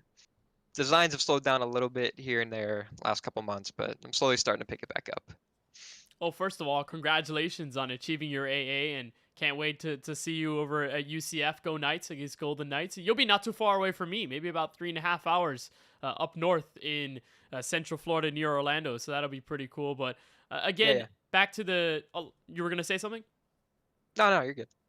Well, back to that idea of the design and stuff like that. Do you have any inspirations across, either people who design the real life cars or people who design in sim? I know Cosmin is a big inspiration for many at Splash and Go. So are there any inspirations you take from and maybe some of your other peers in this iRacing design space? Yeah, not too much the sim world. I do focus on, because Ethan obviously runs a lot of those Splash and Go cars, I believe. Cosmin makes a lot of those, so I do see some of his stuff here and there. No real inspiration, I would say, from the sim, but yeah, real life, obviously, Ryan Williams, Kyle Williams as well, both two really good designers in the real world. Even like RFK, they post a lot about their designs, their social media, graphic design part of it. So yeah, I do follow here and there, but a lot of this stuff I try to keep more for myself. Like a lot of these designs, I don't try to do a lot of recreations. That's why you see a lot of unique designs on the racetrack. So yeah, I would say I'm a little more independent, if you were to put it that way. All good, but I'm just going to be honest. They're bangers. All of your schemes seem to be bangers. Obviously, follow him on his pages. So again, where could they reach out to you if they would want to design? Yeah, so first the website, austindgraphics.com. Got my gallery, my portfolio, as well as the pricing. You could see on the page there. And then if you scroll down, you can view my Instagram. Instagram is austindgraphics as well. They can also shout out me on my email if you need a design done. No, I haven't gotten that many emails, but Instagram and my website mainly is where you can find me. Hey, he's a painter and a racer, Austin. We really appreciate the time. Just before we let you bounce on the KBueno post-race show, anybody that you want to give a shout out to for tonight's run? Yeah, I'd like to shout out my team, EC Racing. Yeah, a little bit of an iffy race tonight, but we'll pick it back up here. I think Connor was our best result with a 17th, but it could have been better. Austin D Graphics, of course, the Hotspot shop. Win Dixie, K1 Race Gear, Frontline Insurance, SD Graphics, and LM Photo for their support. Well, Austin, much appreciated the time. Glad to have you join us on the KBueno Post Race Show for the first time tonight, and hopefully things fare much better next week at Texas Motor Speedway. We'll see you then. Yeah, I appreciate you, Kenneth. Thank you for what you guys do too. This is probably the best broadcast I've seen so far on this sim. So you guys are doing a great job. All of. Austin Doron joins us on the KBueno Post Race Show. We'll have one more driver to join us on the show tonight. That is the fellow other driver driving an AD Graphics Chevrolet. This time it's the 13 machine of Connor Zola, who will join us now. So Connor, we've talked to you before on a KBueno Post Race Show. I believe it was back at Charlotte. So great to have you back with us on this post race edition here at Iowa Speedway. First and foremost, 17th place finish. Just your overall thoughts on how this race went, just how things felt over the course. I know there were a lot of cautions, but plenty of chances for you in the field to kind of get their bearings together and feel what this car was like at this track. Yeah, as Austin was saying, I'm part of the ECE team, and we had a test going up on, I believe it was Tuesday, because we hadn't really run this track yet for tires and everything since the new update, which that ended up being great for running. I think we ended up running 100 laps of practice that day, so it was pretty much three quarters of what we ran today-ish. With the race today, I'm surprised I even started top 20. I thought I was going to be like last, because I was quite off the pace in practice. So that qualifying lap really surprised me. Race went good. I want to apologize, as my camera's really dark. I want to apologize to Dahari and Shumi for getting into them on a couple of those laps and involved in some of those crashes. Just car plowed in dirty air, and I hate it for them that I got them involved. But yeah, race went fine. Kind of surprised I was the highest team finisher, but they had issues in their races and mistakes from other drivers. Not necessarily fully their fault, but kind of a iffy race. Glad to get a top 20. I believe this is my best finish this season, if I'm not mistaken. But kind of glad I missed Indy because that turned out to be a wreckfest. Yeah, I think a lot of drivers had reservations about Indianapolis, especially after that race was over. But you're right. Indeed, your best finish matches the best finish since Daytona to kick off the season. So top 20 here at Iowa seems to be good, even despite surviving the melee that happened in those final two restarts of overtime. And as we move forward through the rest of this season, it seems like drivers have their driving styles. They like certain tracks. It's a bit more of a fun one as we dive into the heart of this regular campaign. Are there any places, any tracks that you really see looking forward to, either in the midseason madness, maybe next week at Texas, maybe in that eliminator chase push to the postseason into the championship? Any tracks that you kind of want to circle and be like, yeah, that's going to be mine? Mainly for me, for shorter tracks, I'm terrible. So for me, I'm circling Talladega because that's kind of anyone can win that depending on, teammates and runs and stuff. Darlington's one of my worst tracks, so I'm going to be starting off the chase with probably my worst run this year. New Hampshire's my home track, so I always try to be good there, but hoping I can get good. Chicagoland, race 17, that's probably my best track, but with the update, I think I need to get a little more practice there with the tire wear and all that. And then Fontana is a great track, so hopefully I can knock a win off at one of those tracks. Well, Connor, hopefully those races go in your favor. But I guess one more, since following up on that question, if there are any tracks in your perfect schedule in this that you could maybe trade one for, or put one of your favorite tracks on the schedule, and maybe as a wild card, maybe for fun, or maybe just because you like it a lot, are there any tracks that you would put into this schedule or maybe trade one out for? I think for trading one out, I would take Phoenix out and put Watkins Glen in. Okay. Even though I'm a terrible road course racer, but Watkins is one of my favorite road courses to run at with the next gen. It's probably the best road course I have other than Road America. But I need to get better on road courses, and what better way than to heavily race at a road course? So, hey, not bad. I'm sure our fellow booth member Francisco Bacchiao would love that. He's a big Watkins Glen fan, especially with this next gen car. But Connor, before we let you go, as we move on to Texas Motor Speedway, anybody that you want to give a shout out to or thank for tonight's effort?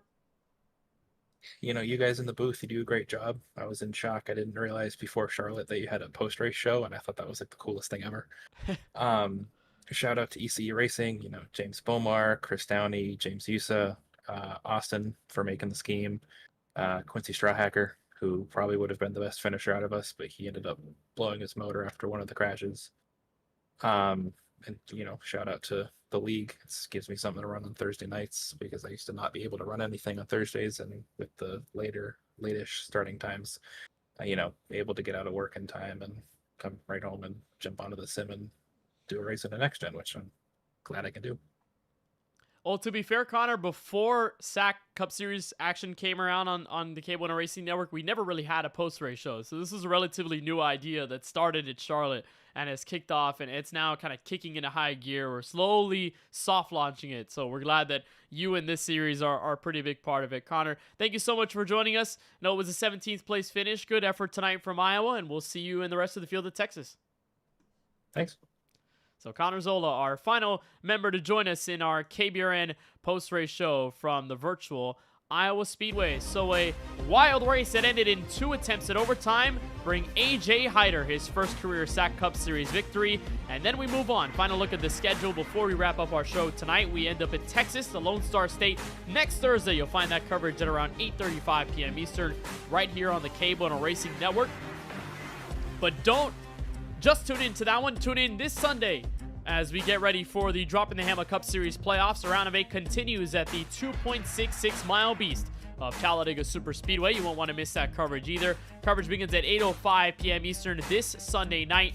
Again, right here on the KBueno Racing Network YouTube channel. And here in the SAAC Coast to Coast Cup Series, we're back in action after Texas. The All-Star Race at Kentucky will go road course racing at Portland. Then at Talladega, we'll continue on to the schedule until the Eliminator Chase begins at the Lady in Black Darlington. And we'll close out our season in SoCal. Auto Club Speedway will bring us the end of the 2025 year. So that'll do it for us on behalf of the KBRN post-race show. Thank you so much for taking your time to tune in with us at the end of all of it. For everyone at the KBueno Racing Network, for Francisco Bacallao, Charlie Byer, Eli Comperford, and Keelan Belsha, and for all the drivers who joined us tonight, thank you so much for your time, and congrats once again to AJ Hyder on his first career SAAC Cup Series victory. We'll see you the following Thursday at the virtual Texas Motor Speedway.